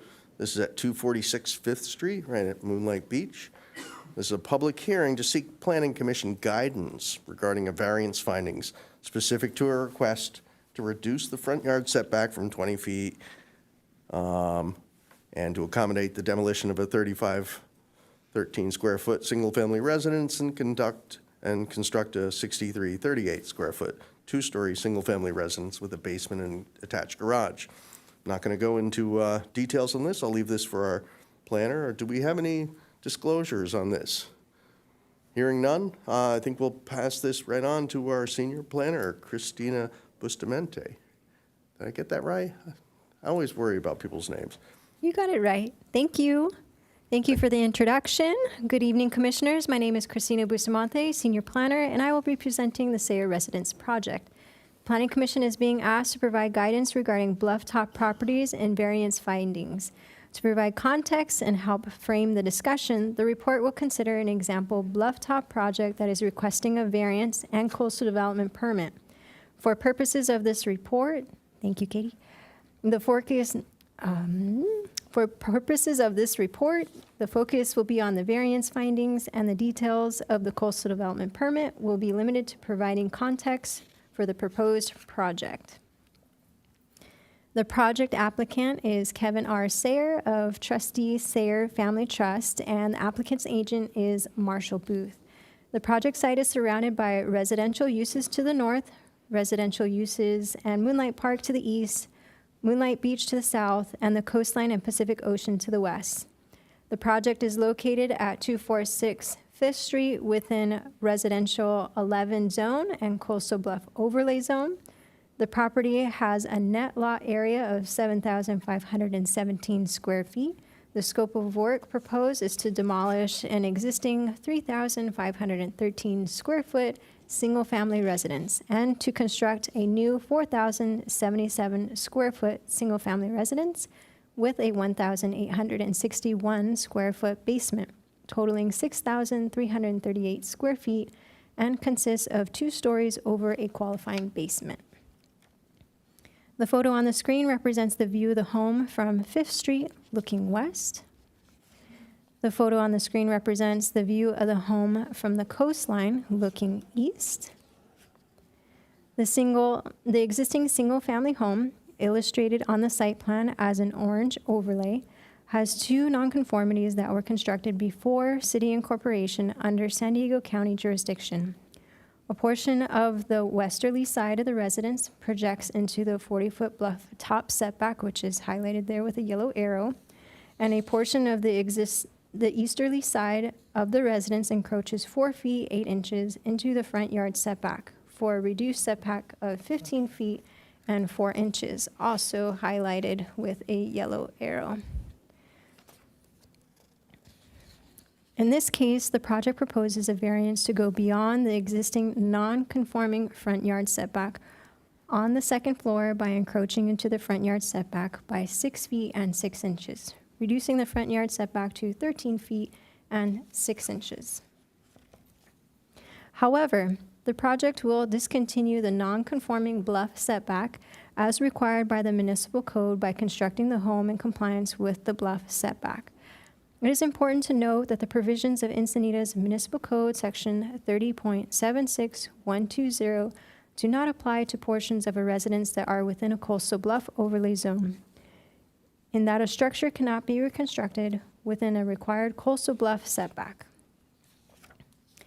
Projects within the coastal bluff overlay zone are required to submit a detailed geotechnical report that identifies the limit of the bluff edge, the minimum standard 40-foot setback measured from the bluff edge, an analysis of the 75-year erosion rate, setback, and 1.5 factor of safety setback. For purposes of this project, a setback of 40 feet was determined to be the most restrictive guideline. A variance is a request for relief from the strict application of the zoning regulations to alleviate unusual hardship.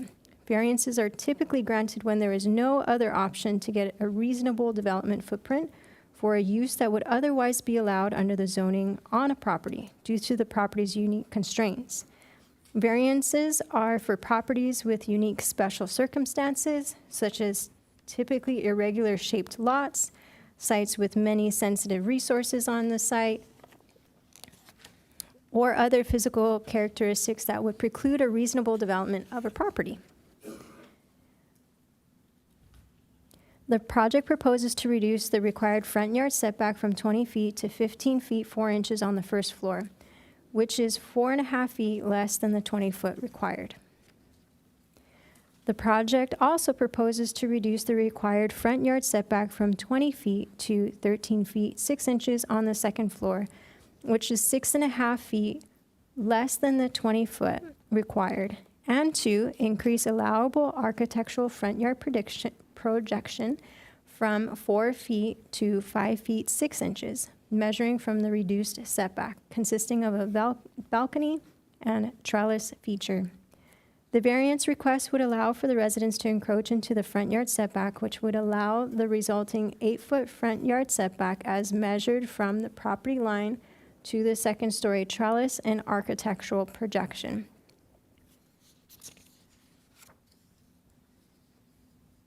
Staff are able to make the findings number 3, 4C, 4D.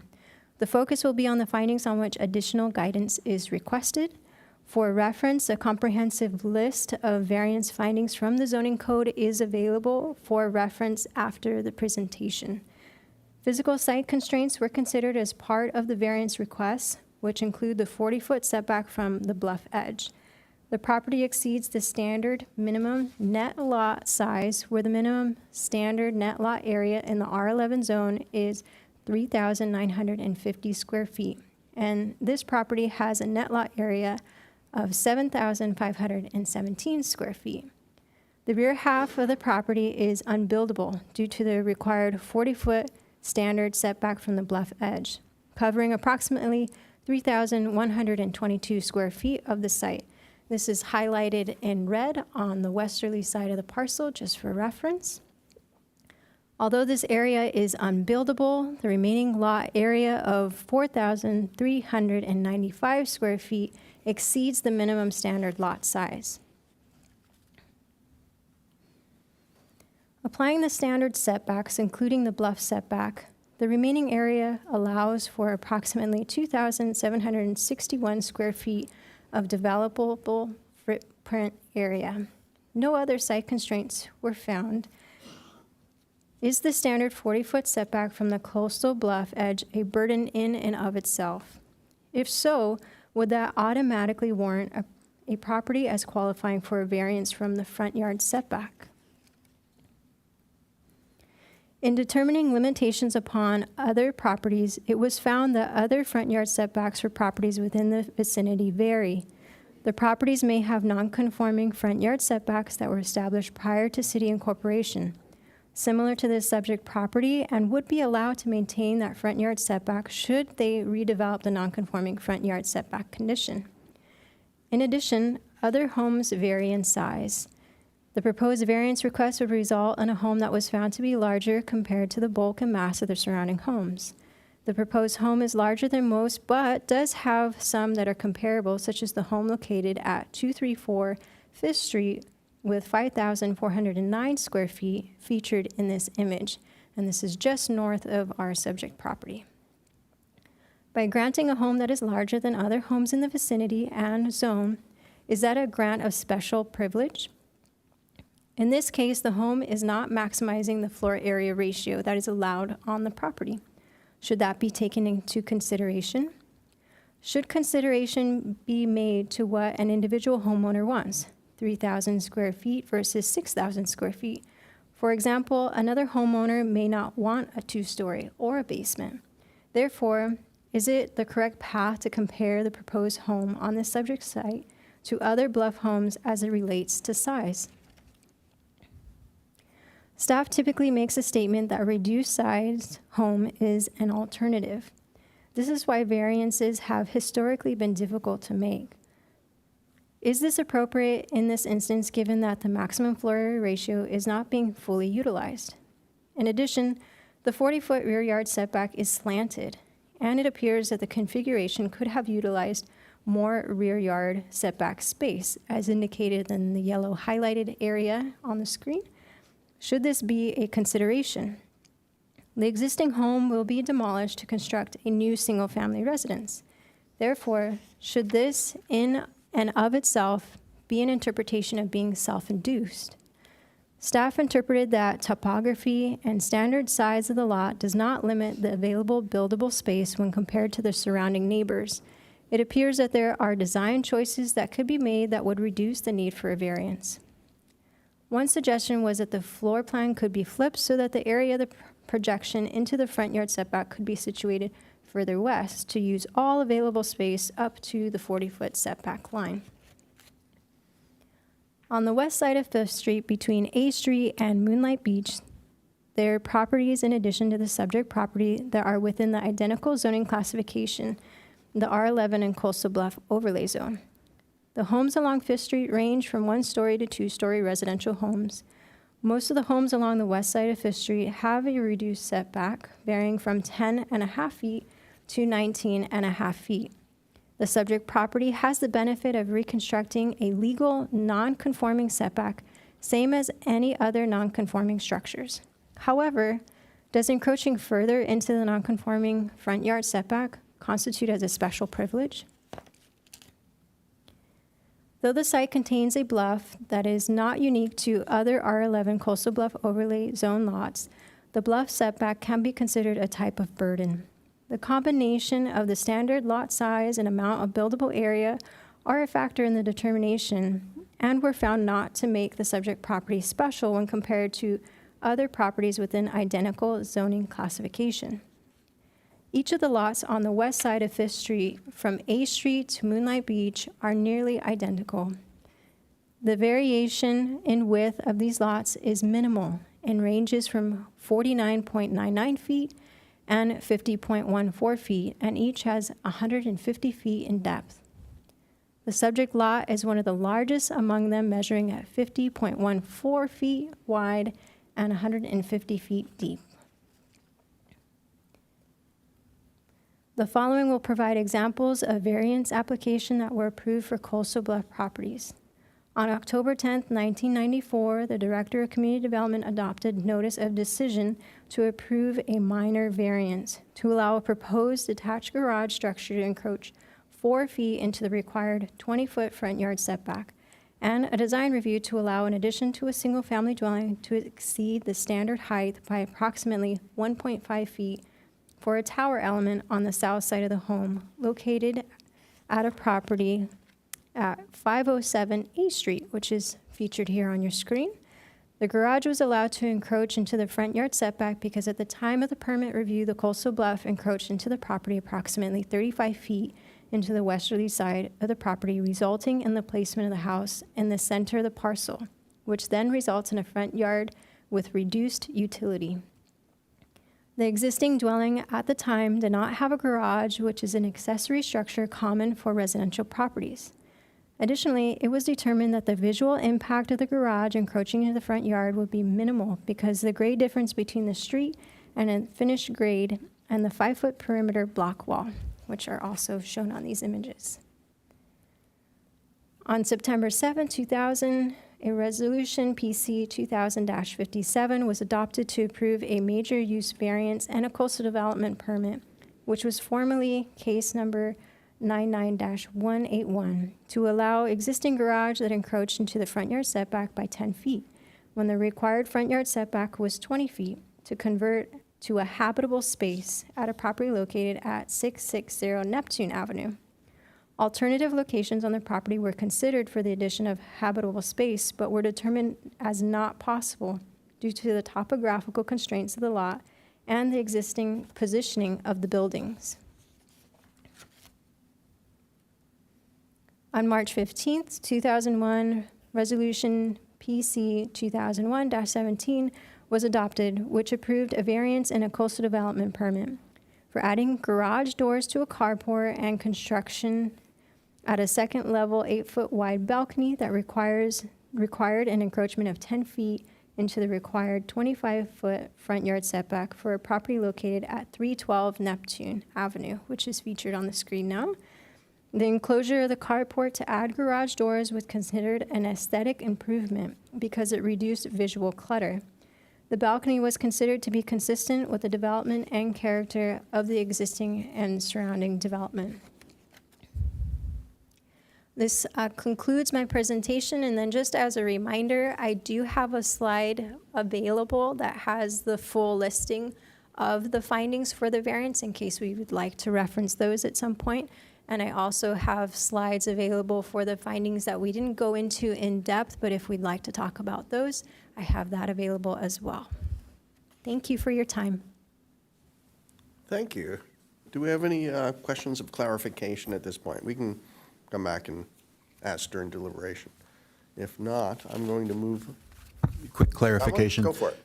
You said that because the house is on the coastal bluff overlay, you cannot voluntarily demolish and rebuild it within the existing non-conforming envelope, as you could in other areas of the city. Put the green light on here.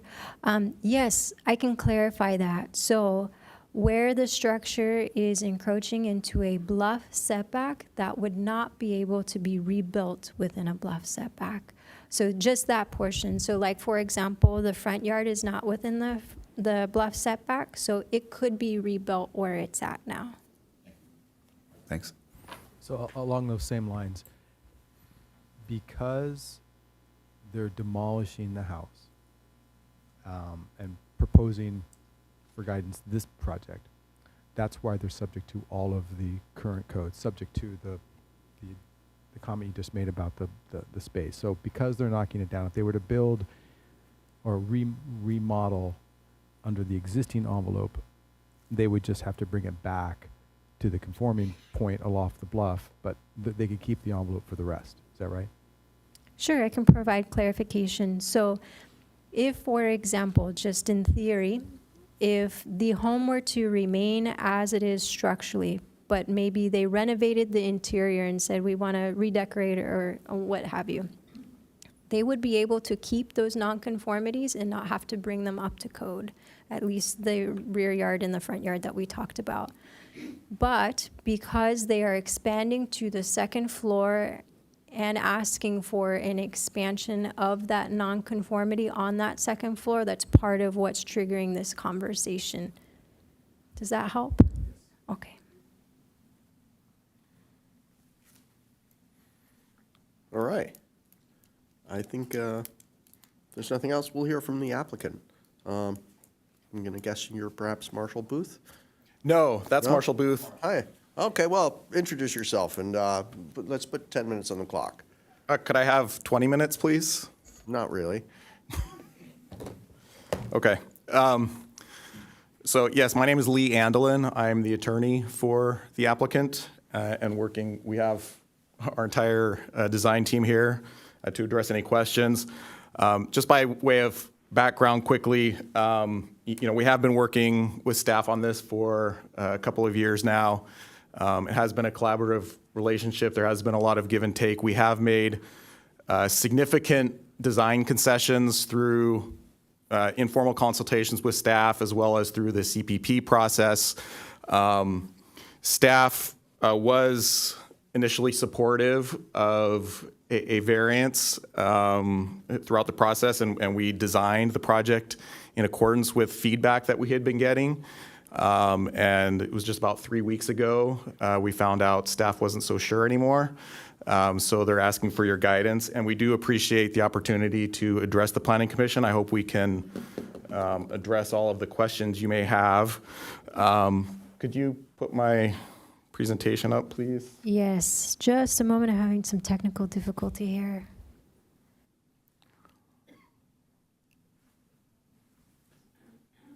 We paused your clock. I appreciate that. Thank you.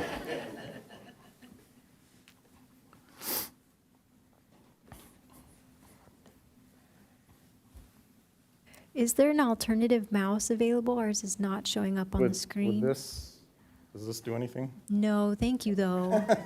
Is IT available? They're probably listening to us. Help, please. The battery died. Oh.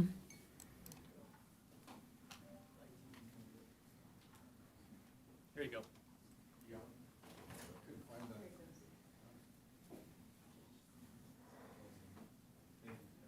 Thank you, Scott.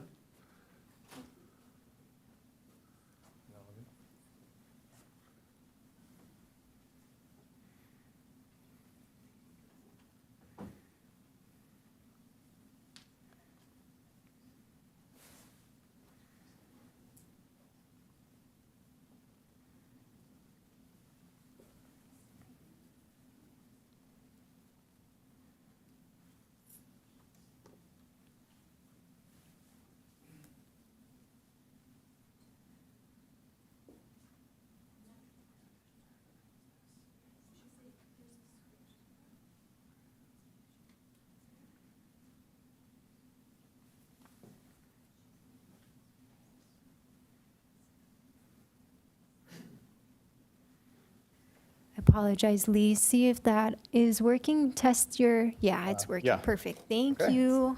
Thank you. Okay, so you would be forgiven if you got the impression from the staff report and the staff presentation that the bluff setback was the only development constraint and the only basis for the variance. But there are actually several constraints, several special circumstances that we're dealing with that limit the project that we can build. So the first is the bluff face itself. That's actually a little over 25 feet. That's not developable at all. And then on top of that, you have the bluff top setback itself, which is 40 feet. So combined, that's it's actually about 65 and a half feet of undevelopable area of this lot, which is a pretty extraordinary setback compared to the standard 20-foot R11 rear setback. We also have, this is right next to Moonlight Beach, and per code, we're required to have 3 parking spaces, but actually as an accommodation in discussions with staff in the CPP process, we have 4 off-street parking spaces, which cuts into the developable area, which I'll show visually in a moment. There's also, that staff didn't mention, we have an increased north side setback of, I said 9.4 feet here, it's actually 9 feet 4 inches. But that's due to, there's an existing retaining wall that's holding up the neighboring property due to the slope and the soils there. So, and that's not something we can move for reasons I don't have time to explain. And then in addition to that, next to that, we have to have planters there to capture runoff from the impervious surfaces. And then beyond that, we have to have at least a 5-foot corridor for, number one, fire access, and also for the coastal view corridor. So it doesn't sound like as much as the bluff setback, but when you take into account that this goes across the entire length of the property, when you're talking about the square footage of developable area that's impacted, it's actually comparable to the amount of square footage that we lose because of the bluff setback. And it effectively renders this a narrower than standard lot. So perhaps technically we have a standard size lot, but when you take off that 9.5 feet almost off the north side, we have a narrower than standard, which limits our ability to take to maximize the square footage. And then there are height issues that hopefully I'll have time to show. So this is a visual representation. I'm not a surveyor. I'm not a civil engineer. This is not to scale, but these are for illustration purposes only. These are the areas that we can't really use for square footage. That square in the front represents the off-street parking. On the north, you see the increased side setback, and then we have the bluff face plus the additional 40 feet top of the bluff. Some square footage could theoretically be captured by on the north half of the lot because of the terrain. There could theoretically be room to add more, but through the CPP process, as well as Coastal Act policies requiring us to preserve coastal views, we can't really build up to maximize that square footage. So this is what we're requesting. This is a side profile. Imagine you're standing, for this one, you're standing at the southerly property line looking north. The orange dotted outline is the existing structure. And you can see how we would be entitled to build out to that line for the garage. We're pulling that back to the full 20 feet to allow for 4 full off-street parking spaces. And then this is only for the top floor on the left half of the facade, 13 feet 6 inches. And then the other aspect of the variance would be we're asking for 5 feet 6 inches architectural projection instead of the standard 4 feet. This is what it looks like, a 3D view. As you can see, it's open. It doesn't have, it's not monolithic at all. It has a lot of articulation, both from top to bottom as well as from left to right. The walls are very short to give it an open feel. It doesn't have the feel of an extremely large hulking structure. This is a diagram.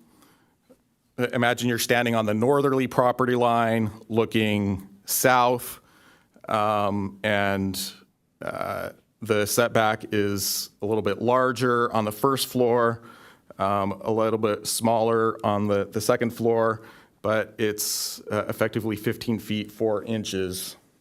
And this is the view, a 3D view. Again, the front walls are very low. It doesn't have that, sort of barricaded feel that a lot of the properties have along 5th Street and going up Neptune. It has a very open feel, not hulking or claustrophobic at all. These are the numbers.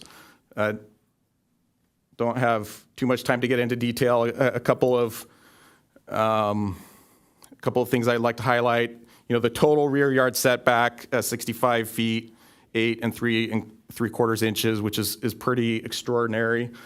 We're not maxing out our lot coverage. We're at 0.32. We're allowed a 40%. So this isn't the kind of situation where we're trying to just squeeze out every last square footage. We think this is a conservative design. The floor area ratio is 0.54, and if I have time, I will try to explain to you why. So staff suggested we could maybe capture some of the lost square footage by building into this area that's shown in yellow. There are all kinds of reasons that weigh against doing that. One is either you build it at an odd angle like that, which causes all kinds of structural changes to the house. Your roof lines are affected. It'll also be inconsistent with the neighborhood character. Just based on an aerial view, I didn't see a single house that has odd angles like that. If you were trying to do it at right angles, you wouldn't be able to capture very much of that space. Also, we're trying to be conservative and give a little bit of margin of error. The bluff setback is not just a zoning issue, but it's also a safety issue. You do want to keep a safe distance as much as possible from the bluff setback, and we see that in the way houses have been designed even before the bluff setback was required. We're not asking for any special privileges. If I had time, I would show you many. This is the one right next door. There are houses all up and down 5th Street and Neptune that are built right up to the front, right up to the street.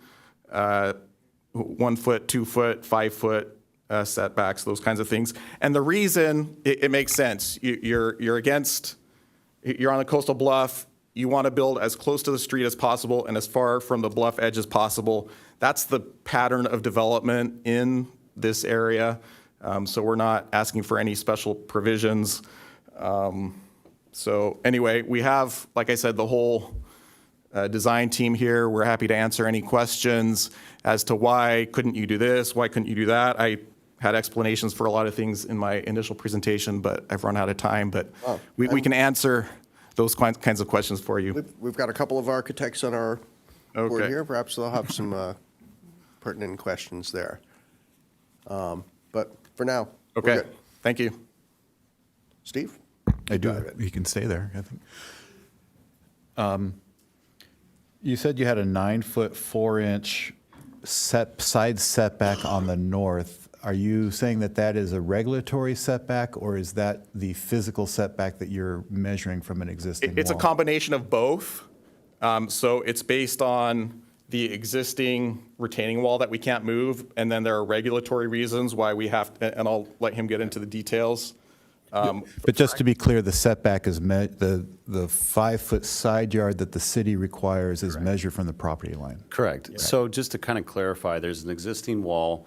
We tried to work with the neighbor to the north to do a traditional tieback wall system to where we could keep that wall in place and just adhere to that.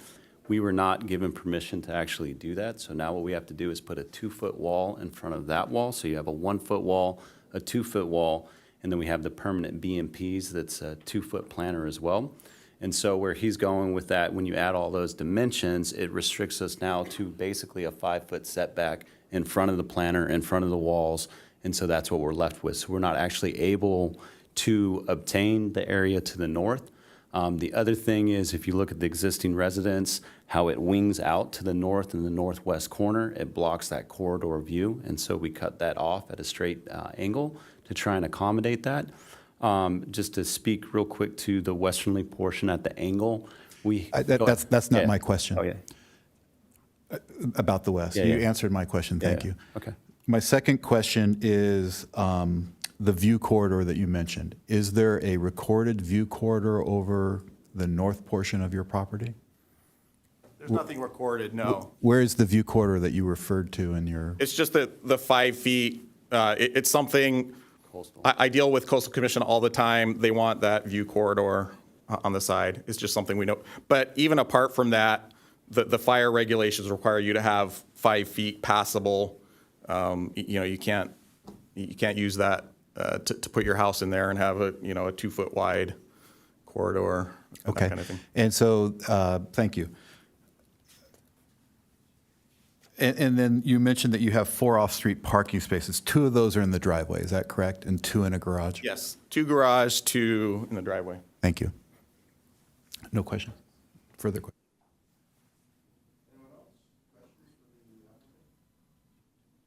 I have a question.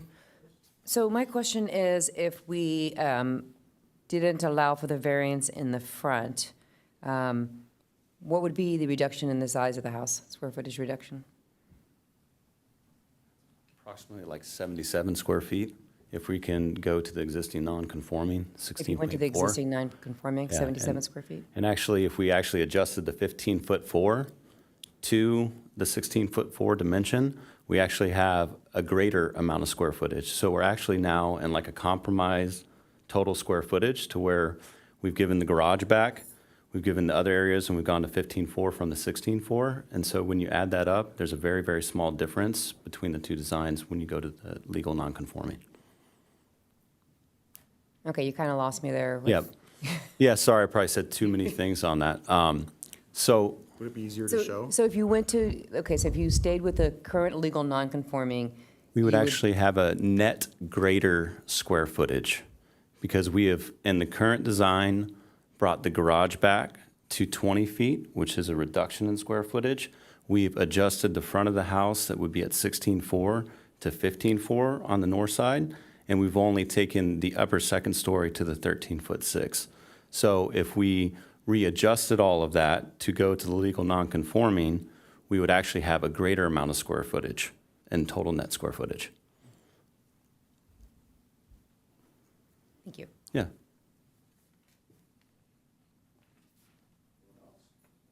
Anyone else?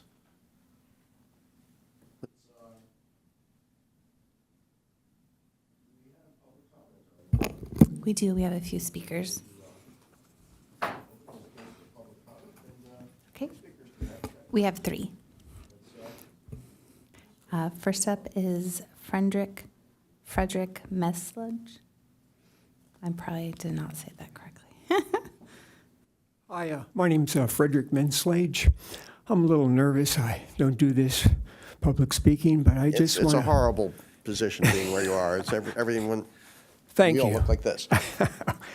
Oh, okay. And I just want to voice my voice from a member of the community. I live in the area. And the key here is the location. We're on Moonlight Beach. The property is second house from Moonlight Beach in a cul-de-sac. The parking there is no ordinances. They've changed the parking in the cul-de-sac from red to white now, so there's always parking there in the cul-de-sac. There's no parking on the street. Now, what people have done is they park in front of their driveway. And we've had people hit people in backing out of our driveway. And I know you guys will do the right thing as far in terms of parking, but I know that they're going to have 4 spaces, and I really appreciate them. This is a paradise. We live in paradise, and I know things change. And they want to, I don't understand how we could buy a piece of property, and then we want to change the makeup of the property. Wouldn't they want to and apply for a variance in the property two lots above, which is a big barge, and they compared it to what is fair? Well, they got their variance before the city of Encinitas was incorporated in Riverside. So they got their variance, and they've got a big barge that we call it the barge. So to compare the property on Neptune with those houses block to block, and you can't see when you walk Neptune, you can't see the sky. A lot of times you can't see the birds flying. It's going to be the same thing here. It's high, that variance. And why, if they bought the property knowing exactly the structure, why should they look at them? They're going to give up the back part of the property. They're not giving it up. They bought it. And so they want something in front. Well, if they go in front of us, that's obstructing our place. So all I ask is let's keep the continuity. And why a variance? Why don't we just follow what we've created here and now? That's what I want to say, and thank you. And I know you guys will do the right thing and keep the community as it is. Oh, well, it's changed, but thank you. Thank you. Next up, we have Charlene Bonney.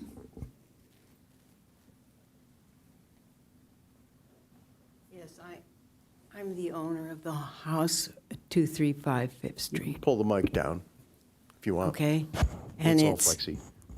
got the big garden there and everything. What my main concern is the parking. There is no parking on Fifth Street. It's too narrow. The little street is too narrow.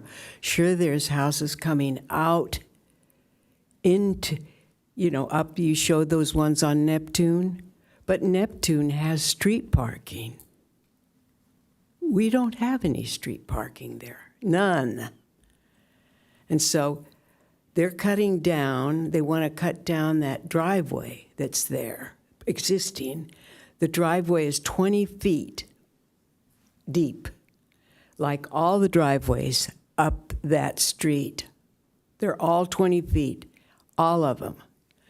And they want to make it 14 feet and 5 inches, or was it 4 and 5 or something? They want to cut out. I don't know, but my car needs at least 20 feet to park, and it's not a big car. And they're going to have company. They want 6 bedrooms, 6 bathrooms. To me, it sounds like, and all the others are too, VRBOs, properties, that doesn't, people should be allowed to do that, I think. They've been very careful, about the parking, and they have to get a permit and all the rest. But the one next to them, the barge, it has a lot of parking. It has 4 garages, which they store stuff in mainly, and 4 parking spaces in the front. And they VRBO it, and those people squeeze into those spaces. But they say they have 6 children, this family that wants to develop it. The children are grown. They probably, have 2 cars each at least. Where are they going to park? You're not supposed to park in the cul-de-sac, and the cops come in all the time and ticket people. The volleyball players and stuff, they watch for the cops, and they just hop in their car and take off. The parking is not very good there. You need more parking. That's my main concern, because I'm right across the street, and they park parallel in front of their driveway. And if you're backing out of my driveway, you could hit somebody, and people have. There's been 2 that I know of. Raymond Spencer, who's now deceased, backed into them, a car over there, but it's illegally parked, so he didn't have to pay or anything. Then there was another one, too, that I told her, I said, I wouldn't park there if I were you. And she did, and somebody hit her, not parking, not out of my driveway, but somebody coming down the street. They come out down the street to unload all those children all summer for the programs. There's just not enough parking. That's the main thing. Thank you. Okay. Our final speaker is Max Wilkerson.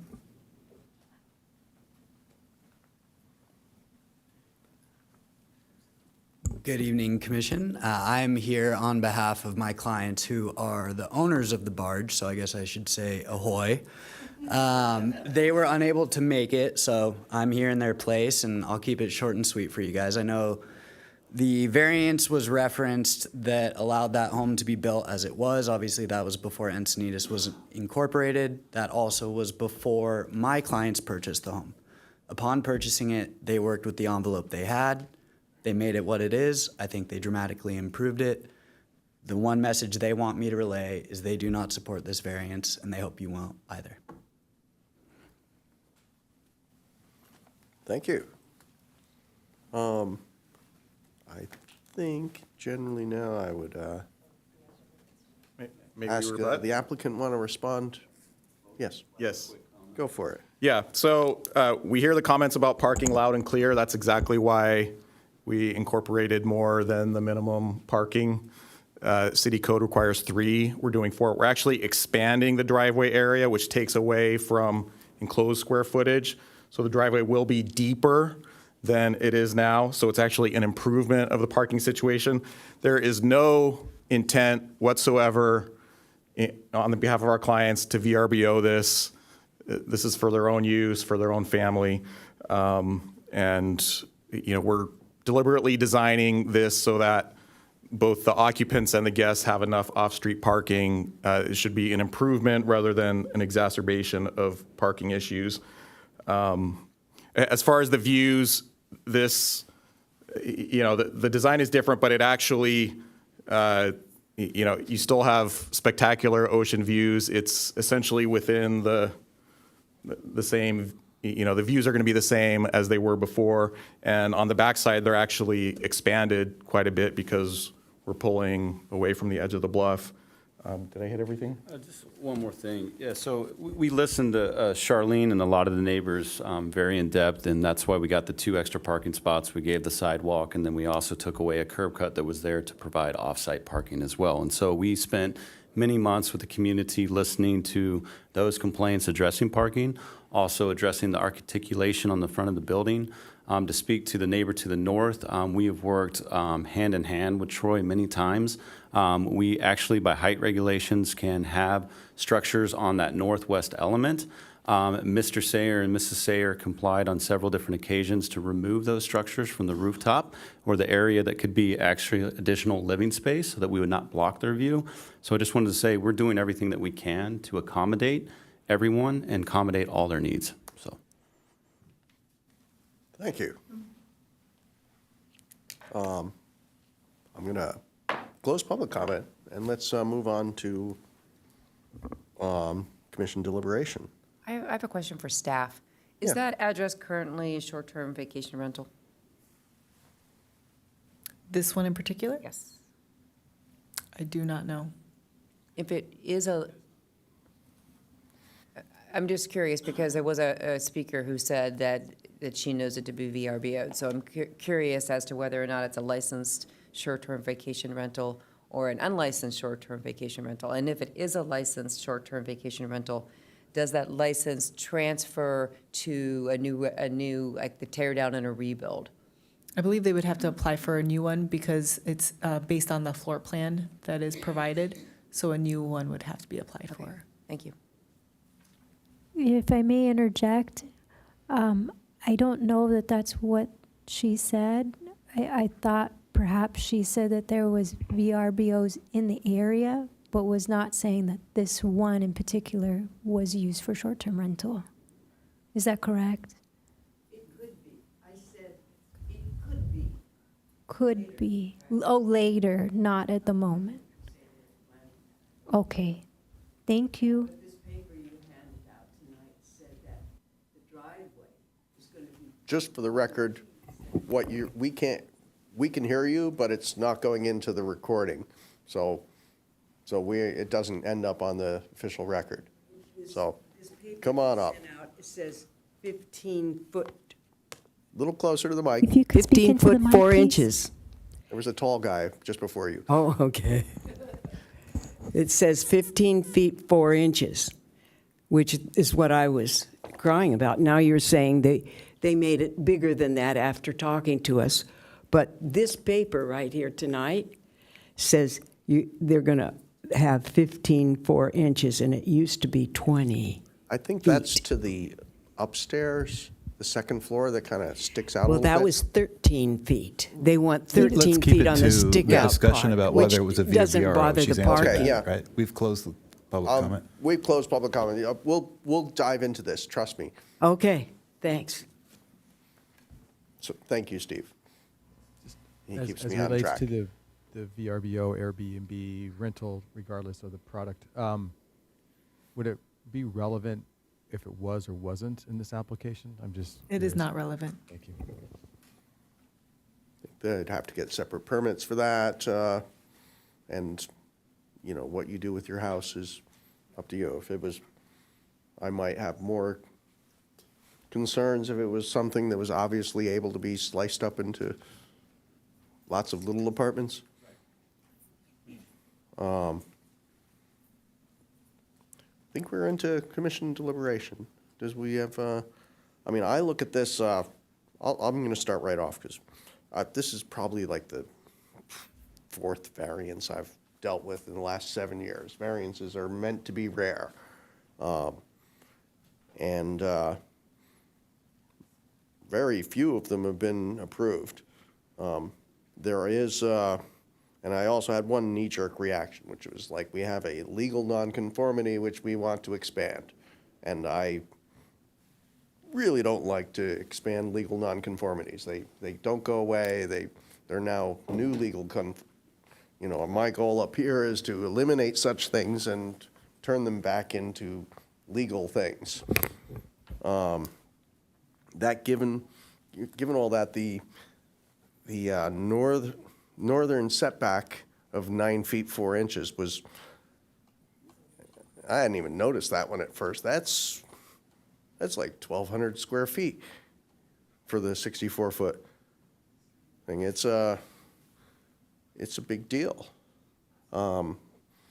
So I'm undecided. I came in, usually I will come into every one of these meetings, I like to come in undecided, but this one I'm more undecided than average. I don't like variances, I don't like legal nonconformities, and I've got both of them sitting here in front of me. If I may, Yes.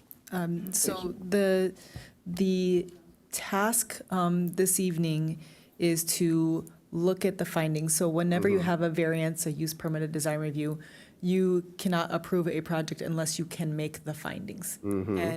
And that is the guidance that's being sought this evening. And I could make a suggestion of having staff bring up the findings themselves and going one by one to the individual findings and having a discussion of how you interpret those findings things like special privilege and burden and things like that. So looking at the exact language. So Christina, if you don't mind pulling up the section 30. I actually did pull up the findings, and I would love to comment on them. So the first finding is number 1 there. Because of special circumstances applicable to the subject property, including size, shape, topography, location of surroundings. Susan, which page are The you on? strict application of the follow. zoning ordinance deprives such property of privileges Can you make it enjoyed by other larger? property in the vicinity and under identical zoning classification, right? So, but the staff response is that basically the main physical site constraint is the bluff, including a 40-foot setback from the bluff edge. Property exceeds standard minimum net lot size because it is 7,517 square feet. Although the rear half of the property is unbuildable due to the required 40-foot standard setback from the bluff edge, covering approximately 3,122 square feet. So anyway, some portion is unbuildable, but a great area, the remaining 4,395 square feet, exceeds the minimum standard size. It allows for about a 2,761 square feet of developable area. So there really isn't any other site constraint in terms of the actual number 1 finding. And then number 2, the variance shall not constitute a grant of special privileges inconsistent with limitations upon other properties in the vicinity and zone in which subject property is located and is subject to any conditions necessary to assure compliance with this finding. Staff's response. So it's looking at the other properties in the area. And in fact, they attached a great listing of those properties and projects. But staff found that this home is larger than most, but there are some that are similar. And then it also said that the home isn't maximizing the floor area ratio that is already allowed on the property. And I think that is an important consideration. I think that even though they may want to design it a certain way, they aren't utilizing that space that they have, and there's no real reason. Design is a fantastic process, you know, where you look at a site and you respond as you work it out. I'm an architect. You look at that site, and you have ocean, you have Moonlight Beach, you have these neighboring residential properties, you've got kind of a narrow street and a nearby cul-de-sac, and you start to think about what fantastic thing can I do for my customer that they're going to be thrilled with. And your whole thing as an architect is to thrill that customer because they're paying you. And you want to do your best. But I don't think that we want to go beyond what others are given because it sets precedents. Variances are very dangerous in certain respects because they can set a precedent. So I'm very cognizant of that. And this proposed home should take into consideration that they can do the project in a way that isn't limited and it doesn't apply to other properties. So this response. Then finding 3, the variance does not authorize use or activity not allowed. And so this doesn't change the zoning, so this one isn't applicable. Number 4, the inability to enjoy privileges enjoyed by others. So staff's response is split into A, B, C, D.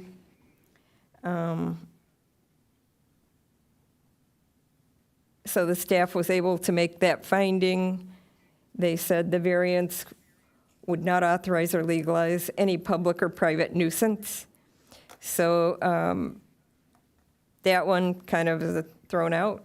And number 5, in addition to the required findings, the final determination shall set forth that the privilege lawfully enjoyed by a substantial number of other property owners in the vicinity and under an identical zoning classification. And so the problem with this one is that other properties were built prior to the incorporation of City of Encinitas. So they were built on county rules. And maybe even some were built without the rules. But what it is now is that we have these rules. And also we have had since 74 or something like that, affordable housing mandates, but they weren't enforced until 2017. We now have enforcement, and it's pretty nasty enforcement. Our city has to comply with affordable housing mandates, which are putting a lot different methods in how the city reviews projects, because we are constrained by our state. And so things that we used to be maybe a little more lax about, we're not so lax about at the city. As far as me as a planning commissioner, when I look at these findings by the staff, I don't think this variance is warranted, and I don't support it.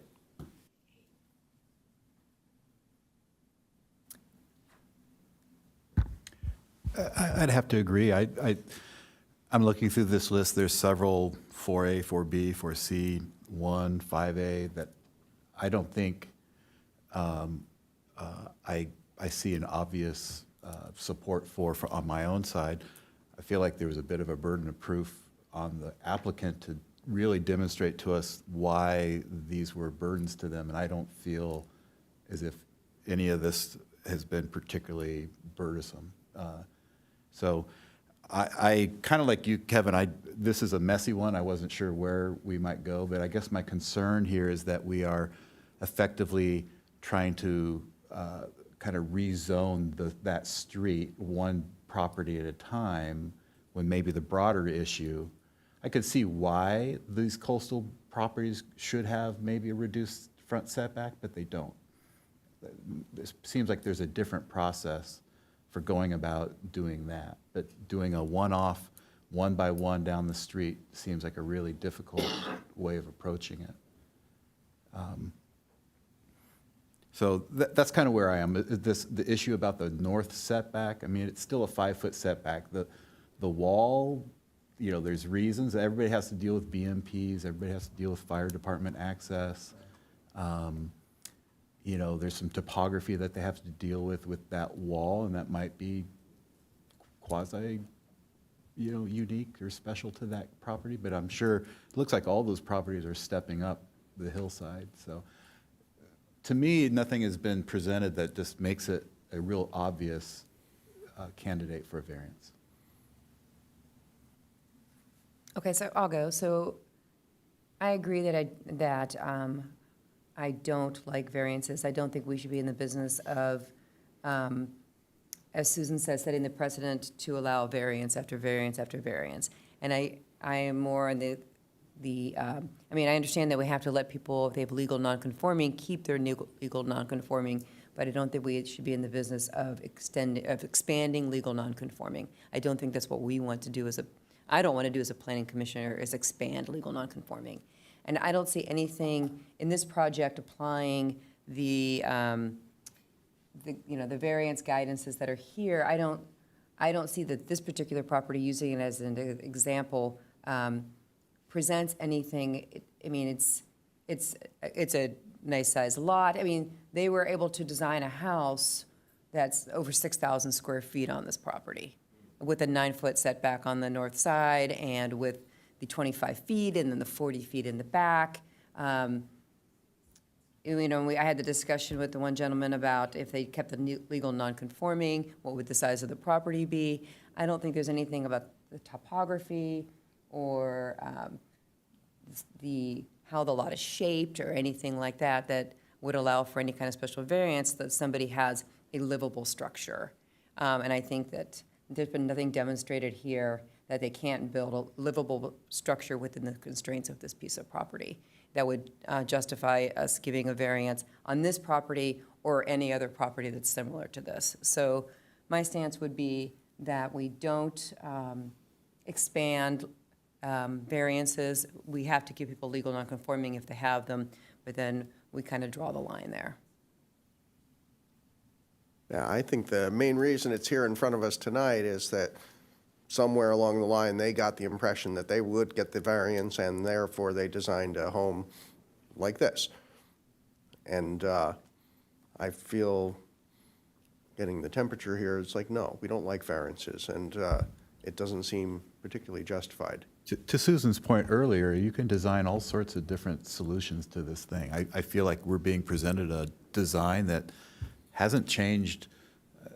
Maybe I'm not fully aware of the previous designs, but the little matrix, it seems like there's just been some kind of movement around the margins and shifting of a few things around the front. But I don't see, it hasn't been demonstrated to me why the thing just can't be pulled back away from the street. So, Yeah, variances are supposed to be a big deal. It's like the Pica variance where they were built on a steep slope that could have been a bluff. There was the little house in Cardiff where they had the old clay sewer line running along his 5-yard setback, which meant he couldn't go as close as he needed to. And, these are big deals. This is a new development. Well, I agree with all of you. You've all provided some very insightful and professional thoughts on all of this. Simply, to Commissioner Ryan's point, there's 6,000 square feet that's been designed on this site.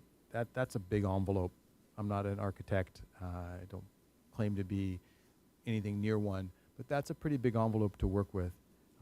Even with the 40-foot setback from the top of the bluff line, I understand the position of the presenter saying, well, I lost another 25 feet. Well, that really 25 feet doesn't exist. I mean, yes, you might own it, but we can get into higher mean tide lines and all that kind of stuff, and the armoring of the bluff, and we'll go down that rabbit hole at a different place and time. But I don't quite agree with the 25 plus the 40, unless you lost 65. I mean, I think you kind of knew it when you bought a coastal piece of property that you're going to have these kinds of issues.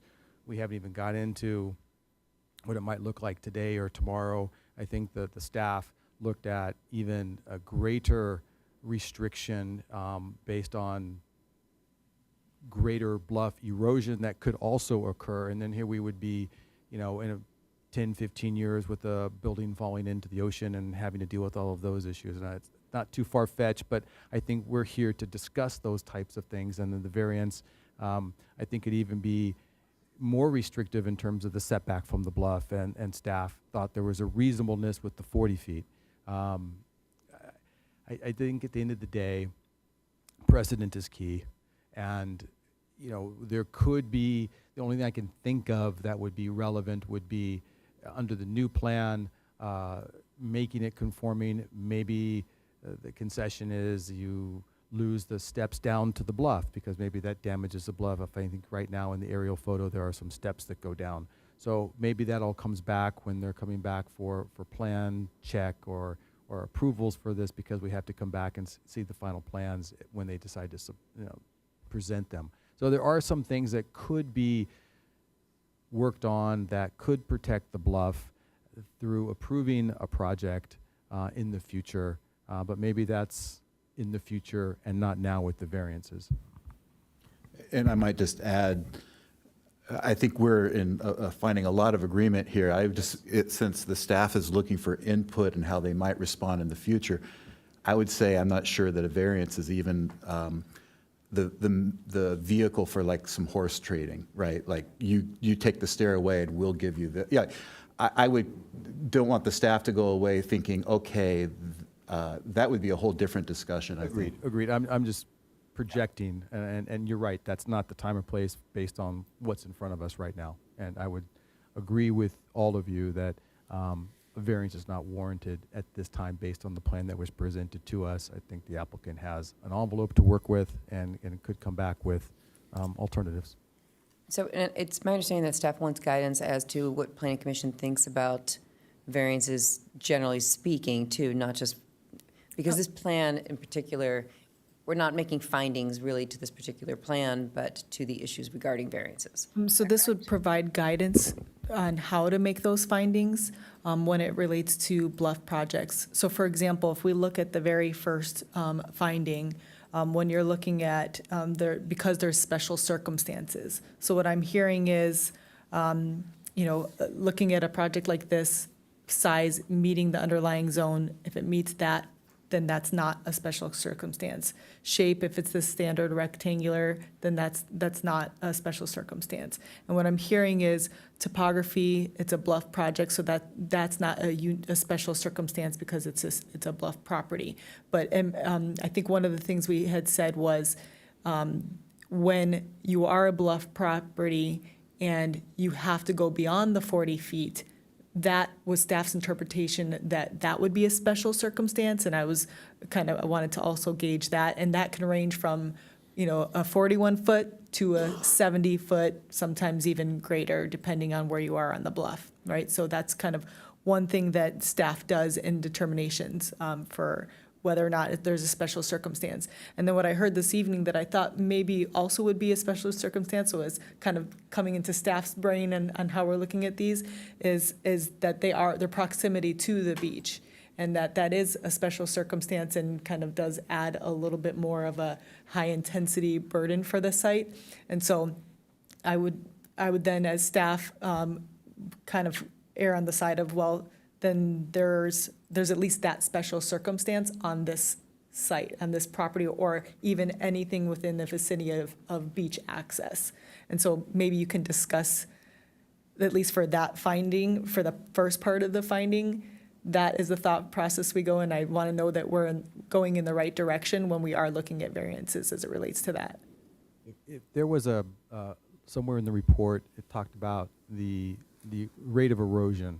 I think if you're talking about are we looking to discuss the 40-foot setback from the top of the bluff as a potential basis of consideration, or do we take on a more conservative or aggressive, depending on what side you're on, a higher ratio of beach erosion that could make it the 75? There was somewhere in the report. Yes, there's a requirement on bluff properties, and it depends on where you're located on the bluff. There's certain erosion rates that you use and then safety factors, and you have to add the two together and establish your required bluff top setback. Right. So it's all coastal bluffs have 40 feet. That's a baseline requirement. However, it could be greater. This one wasn't required to be greater, but it can be, and it has been, and it ranged. So if it can be, are you asking us to, our opinion or guidance, if we should be looking at the? So that would be, my question would be a greater than 40 foot, and, it can range. Right. That, in my opinion, would be a special circumstance when I'm looking at this, because now it's beyond the standard 40 foot. Where is that? And can you pull that up in the report where that was discussed on the ratio of erosion over time? I think it was a 0.75 calculate. Yes, so while I pull this up on the computer here, I'll reference in the report, it's page 5 under the section labeled Coastal Bluff Overlay Zone, and it's about the third paragraph down where it starts to speak about the erosion rate applicable for this particular property, and it goes into how the erosion rate is typically calculated and just like generally how we look at that, and then how it applied to this particular property. So let me work on pulling that up. Well, you determined in this case that it was 30-some feet and 40 feet was the rule for this particular property. But I think that I also want to point out something that Bob said about erosion is that, you know, we are going to see continual erosion, and people who have a bluff property aren't blind. We had bluff failures as recently as 2019, loss of life. If you're going to build on the bluff, you have to know that you're taking these risks. And so it's not a mystery that the property has this risk. So I think that it's not, in my opinion, Anna, it's not a consideration. If they have to have a greater than 40-foot setback, so be it. But it's not a condition for a variance, in my opinion, just for I my think it own might self. be to me, it might be a matter of degree. I think it was appropriate to look at the minimum lot size for that zone at 3950 and say, even with a 40-foot setback, they've achieved still their there, yeah. minimum lot size. So if that setback went to 50 feet, would they, you know, like at some point, maybe you start to decrease the minimum lot size amount by the setback? And this lot has has a smaller setback by calculations based on the fact that it's a low bluff. It's not a 100-footer. Sure. So I've seen some of those push back to 75 feet.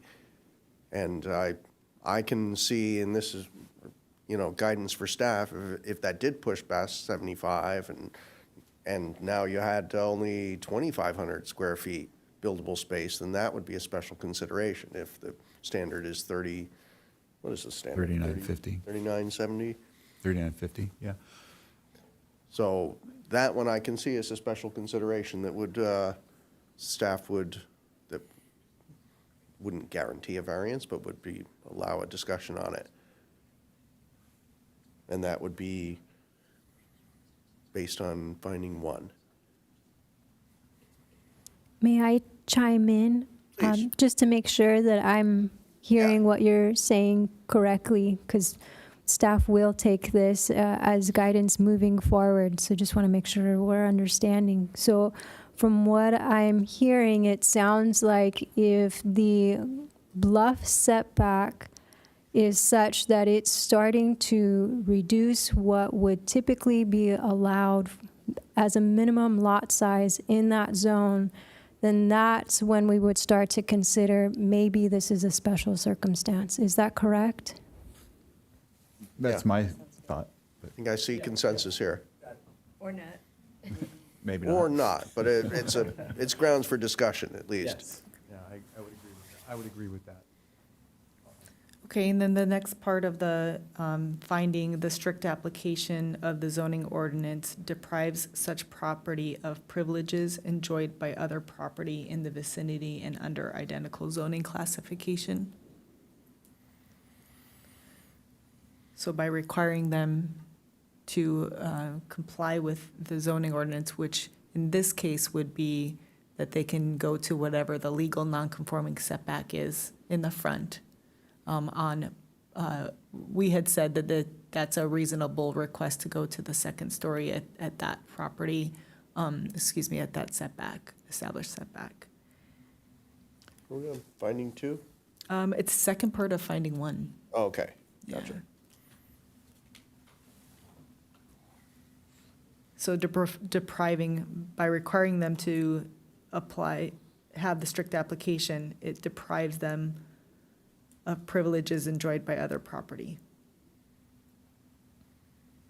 So that could mean others that are, the other legal nonconformings that are in that are, let's say, 10 feet away, or as they were showing, 2 feet away, that there's a varying setbacks throughout here, whether they're legal nonconforming or whether we approve them through a process. That was kind of a challenging thing for staff, looking at that and depriving it of. To me, I guess I was hung up that they aren't just asking for the setback of the existing nonconformity, but they're going to increase the height by 9.5 feet or 10 feet.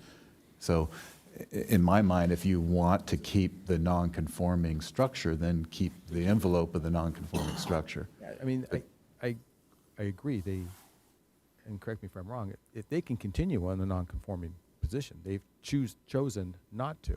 So if they're non-conforming and they continue in that position, there's not much deliberation. But if they're going to come back and change it, then that's when the rules apply. And that was why I was asking earlier about demolition versus renovation. You know, they're coming back, and yes, so I think they're subject to the new rules.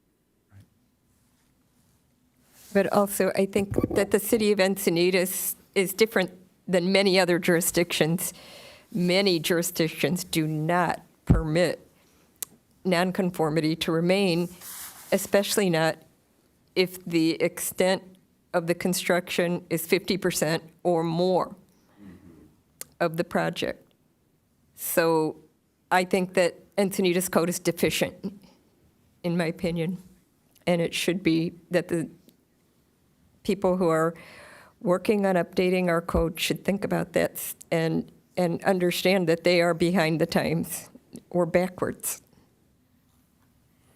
The objective of codes should be to bring up those nonconformities to be conforming, not to perpetrate them.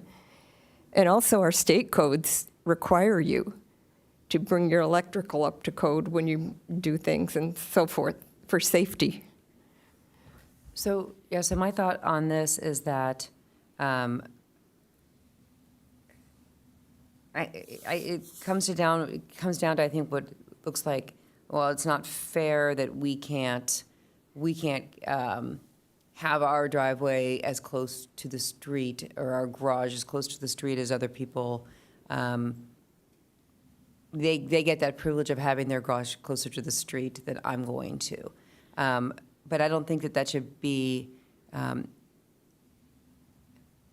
don't think that should be a consideration to give somebody a variance. Does that make sense? Yes, one I'm kind of saying it in a really basic way, but. Yeah, and what's difficult on this one, right, is that they had across the board the 15, whatever it was, 15 feet, 4 inches. And what they have done is they've, as he was mentioning, removed the nonconformity and brought it into conformance on one side of the building, right, to accommodate more parking spaces because of the proximity. And so then what they're saying is coming out further. So I don't know if you're willing to open public comment or not. I sense that Diane Laniger has something to say. So open public comment again. Diane, Thank you. why don't you address Diane the- Laniger. We just want to get some clarification if we could. Obviously, this, what you have before you tonight is to give staff direction as it relates to a lot of bluff top properties, but our project is obviously being scrutinized, and so given the direction we're hearing tonight, we're going to have to do some redesign, so we'd like a little bit of clarification so we know what we're going back to. And Kevin, you did mention it, that yes, we did hear that there would be support. We thought we had support for a 10-foot front yard variance, and obviously that's not the case. We've also heard from staff that they would have supported a 15-foot front yard variance. So just for clarification, the existing non-conforming setback right now is 16 feet 4 inches. The plans, I just had John Price clarify that for me. John Price is the designer. The orange kind of makes it a little confusing, but the actual structure itself right now is a 16-foot 4-inch non-conforming setback. The garage portion of the proposed residence is now proposed at 20. The northern portion of that first level is at 15.4.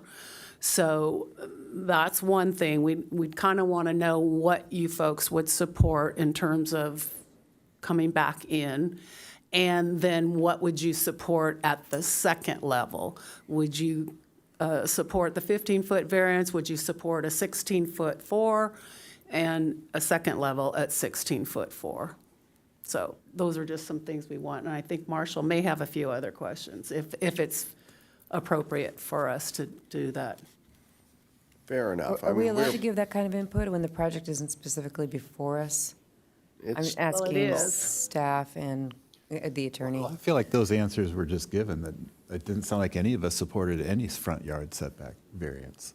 So you were just asking whether we'd accept 16 or 15? 16.4 or- at the second level. I'd heard mentioned that there would be support for a second level at the existing. I think Anna had asked that, Okay, so. well, I don't think I heard anybody on the board here express support for a front setback.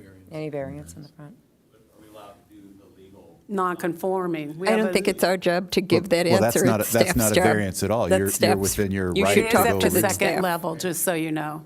At the second level, it would be because right now, there is no Yeah, well, no one's second making a level. distinction of first or second. You can maintain the envelope of the existing non-conforming, or you can tear it down and build everything behind the setback. That conforms. That's what I've heard. So anything that is at a second level today can remain if it's within the legal non-conforming area, but I believe it's all back. Yeah, it kind of looks like it goes up a little bit. Does that mean the garage? Does that mean the garage can remain at 16'4" then? The legal non-conforming front yard setback under Yeah. our code is able to remain. So we could then adjust that garage to 16'4". That is correct. Okay. So it's whatever the code says. That's Yeah. what they're saying. But No variance, Oh. but whatever the code allows. I'm not sure I understand that. confused. So now if they're Right. completely scraping this down, Right. Anyone in the city of Encinitas who has a legal non-conforming setback that is not a bluff can demolish and rebuild exactly where it is, so long as it's not crossing a property line. Okay. And right now it's at 20 on the proposed plan, and they can do to 16. Now, That's they're correct. going to have to engineer or design the 4 parking stalls. 3. If it's non-conforming parking right now, Right. they can maintain all the non-conformity of the house. So They're not, okay. if they have a However- 16-foot driveway now, they can go rebuild the garage at 16 feet. Right. But the back end of that, in terms of the western side, they're going to have to, Right, they have to respect the 40-foot setback. 40-foot You setback. can't maintain the non-conformity on the west. right, unless we give guidance that I like a higher erosion rate, which would then push that line back from 40 to 75. If I feel that I need to protect rising sea levels and, Well, I think that's what we were saying earlier to Anna's question, is that there may be a number at which point some of us or all of us start to be more comfortable with a variance when the setback on the west starts to get Starts to so, squeeze the lot so size. great that it's squeezing the lot Right, size right. down beyond, and I suggested below the minimum lot size. I But there think may be that's- others, other dimensions that we would support, I suppose. no, I think I get that. I agree with that. I do want to also disclose that under the municipal code, if you exceed 2,500 square feet, you are required to provide a third parking space. So in this case, because of their nonconformity, they would have to request a variance to not provide that third parking space. Or provide one in So the the design. code- so Or the provide code- one in the Or design, provide one in the correct. design. Yep. So the Correct. code would say they have to, so at over 2,500 square feet, there has to be 3. Correct. Unless they're already over 2,500 square feet and they're legal nonconforming from that perspective, then Right. they do not have to, they're not required to provide it because they're already legal nonconforming from the size perspective. So there's a lot of nuances that come into Which this. I'm glad you're here to explain. Anna, what's the next question that you have that you wanted clarification? Let's see here, that the variance shall not constitute a grant of special privileges inconsistent with the limitations upon other properties in the vicinity. I feel like I'm hearing, it was kind of the same thought process that staff was going through regarding size of home does matter in looking at variances, is what I was hearing. I also found, pulling up a lot of the comparisons of legal nonconformities that predated the founding of the city. I don't consider them comparables. Right, they were different. New things are comparables. Right, I would agree with that. So, somebody back in 1940 built their garage 10 feet off the street. Doesn't mean that we have to let everyone build 10 feet off the street. I agree. Yes. And one of the ones that we also struggle with is alternative development plan.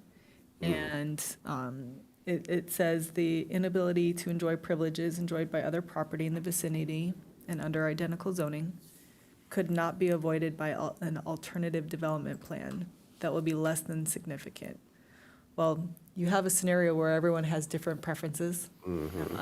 And they're, like you were all saying, if you're demolishing and there's pretty much always an alternative development plan, and that's the difficulty that we have with making these findings. And so, but in some cases, it may be a better alternative, for example, providing additional parking or staying further away from the bluff and things like that. And so that's where we were teetering on there. That's a hard one to me because I think so much of this is just prioritizing.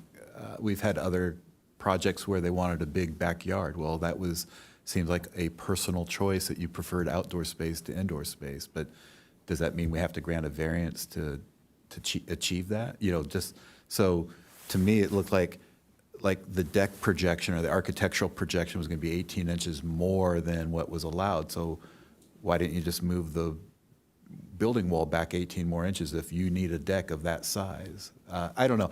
It's fraught with a ton of just subjective decisions on the developer or the designer's part, unless they could demonstrate that they were constrained or somehow they weren't achieving some basic accommodation of habitation on the property.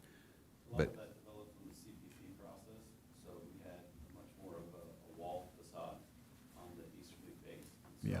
Yeah, but you're choosing to use the public right-of-way to solve that problem rather than cutting back your building like every other project in the city is asked to do. And I appreciate that comment, but we met on multiple occasions to give that feedback early on.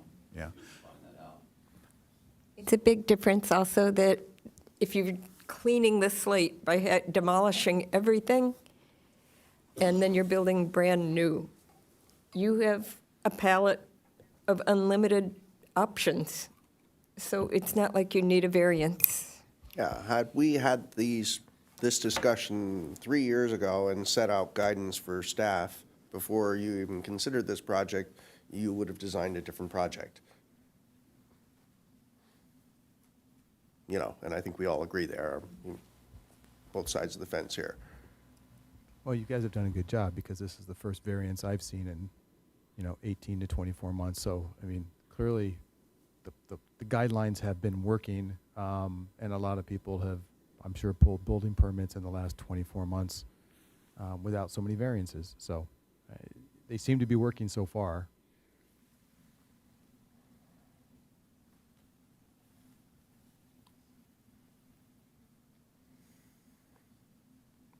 So, finding 2, I'm just trying to figure if we've given you proper guidance, or I'm not even sure how I would put it in words right now.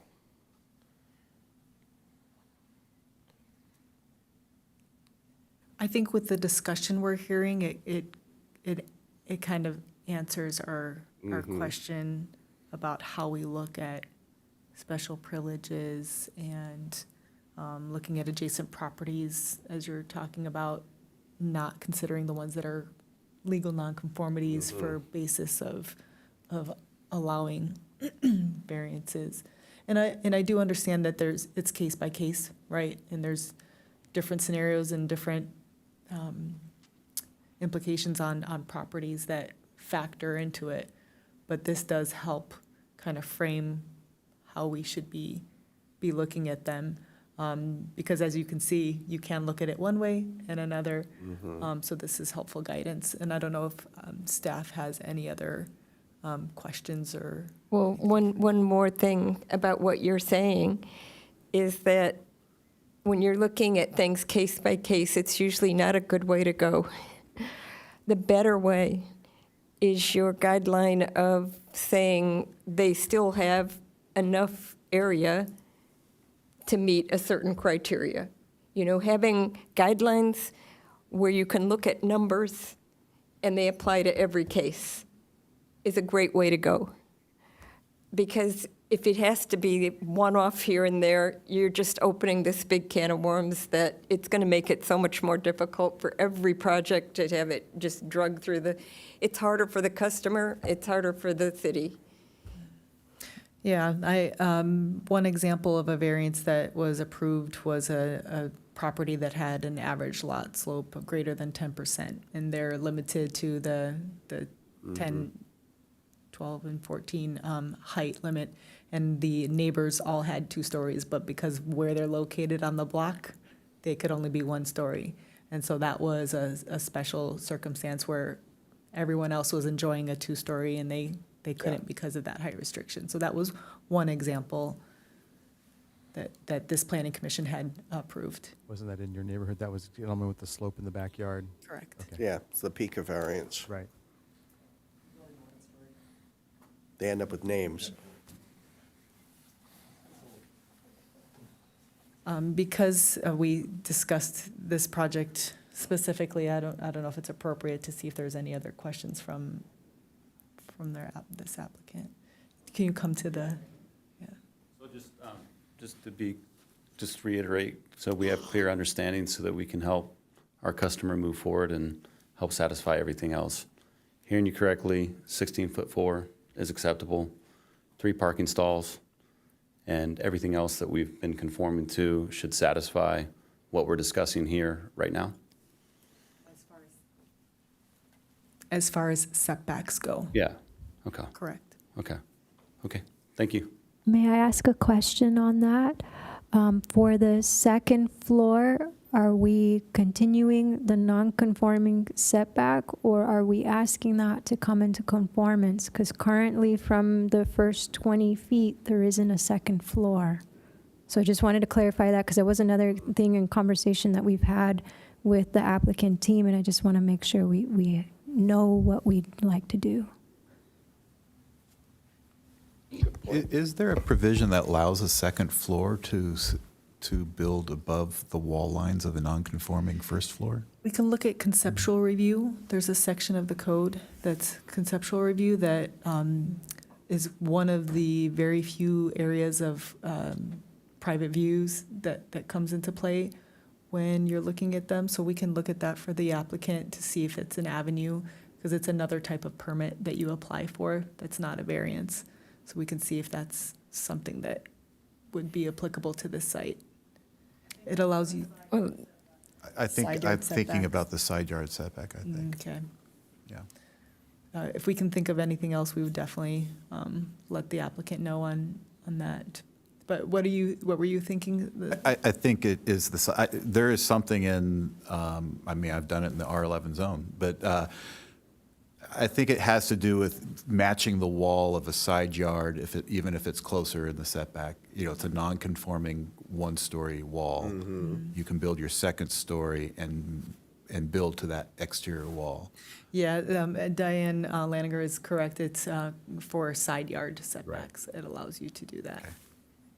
So if you're encroaching into a side yard. Right, Yeah. right. So just to answer the question over here, I mean, I think we're just saying, unless it's in the code that allows the second floor above the non-conforming, we wouldn't see it as a special circumstance. And the second floor would be constrained to the, Yeah, to whatever the code. Real quick, does this go to eventually, whenever it gets approved, go to Coastal Commission for approval, or is Coastal Commission part of the process, like some other projects that we've had, like for instance, the 48 lots, you know, they were in conjunction with Coastal, they came back on the final map because Coastal was involved. This is right on the water, where does Coastal jump in on this? This property is within the city of Encinitas jurisdiction, and so we would issue the coastal development permit that would have come forward with the variance request. So this project still has to come forward to this planning commission for the coastal development permit for any design. And then that coastal development permit is appealable to coastal commission. So in the scenario where you were talking about La Costa 48, in that scenario, they appealed the project and therefore the coastal development permit becomes theirs and not the city's anymore. And so that would be the only case in which if they had a reason to appeal. However, right now we're reviewing the project against all our local coastal program standards. And a variance falls under the LCP. So then to be determined further amongst us three, the second story portion of that, and if any of that second story is already in the setback in the roof line by the master closet and all that stuff. So if I hear you right, we'll work on that together. I'm hearing that they're requiring the setback to be met unless there's a legal nonconformity that exists. That exist in that. Right. Okay, all right.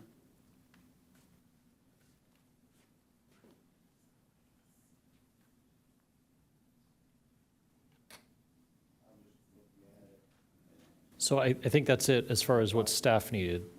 So we can just go on to the next agenda item. Well, I guess it would be, we would continue the hearing, but probably you're not going to come back for a variance, so it probably doesn't matter. So we'll call it moot at this point. So if we can have a subsequent hearing in the future, so I think we can just close the hearing at this point. We're just providing guidance here, so there's Correct. no vote required. Correct. All right.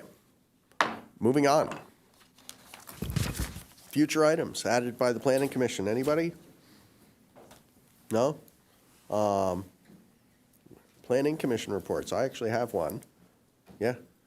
I was invited by Mark Wisniewski to go, he had heard me talking about trees and tree removals on private property, and he says, like, he's apparently the arborist at the Staver property off of Melba, 6.4 some odd acres. And so he invited me out there to meet and see the trees. And there are probably a dozen Canary Island palms that are literally dying as I'm watching them. You know, I saw pictures and there was 2 dead, and when I went there was 5 dead. And they're coming down for a good reason. I trust Mark in that one. Also saw some of the Tories that we'd heard were in jeopardy, and I saw some rather extreme efforts made to keep them in place and preserve the property. From what I'd heard from reports, it sounded like it was a big forest, and it's not a big forest. It's the house where Brian Staver grew up and his parents built, and they could have turned it into many big things. It's big enough to be a housing element site, but you know, at least half the property is just one big sloping lot with no trees at all, other than some giant acacia that's taking over. So there are some interesting trees, but the Tories all seem to be very well maintained. While I was there also, I met several of the neighbors passing by who were like, Brian, hey, and you know, the old folks there were happy to see him. It was obviously on good terms with them. I mean, the trees that I thought worth saving were obviously, you know, I would say heroic efforts were being made to keep them in place. And I realized it's like, for me, I'd probably have to recuse myself if this came in front of me, but by the time it comes here, I'll be gone. So I did want to see it, and when it does come in front of you guys, I may end up coming back and speaking on it. It's a beautiful piece of property, and I don't believe he's overbuilding it. He's going to build luxury homes, you know, modest luxury homes, and could have turned into 240 unit housing element site. Could have turned into, you know, a dozen acres, you know, half-acre estates.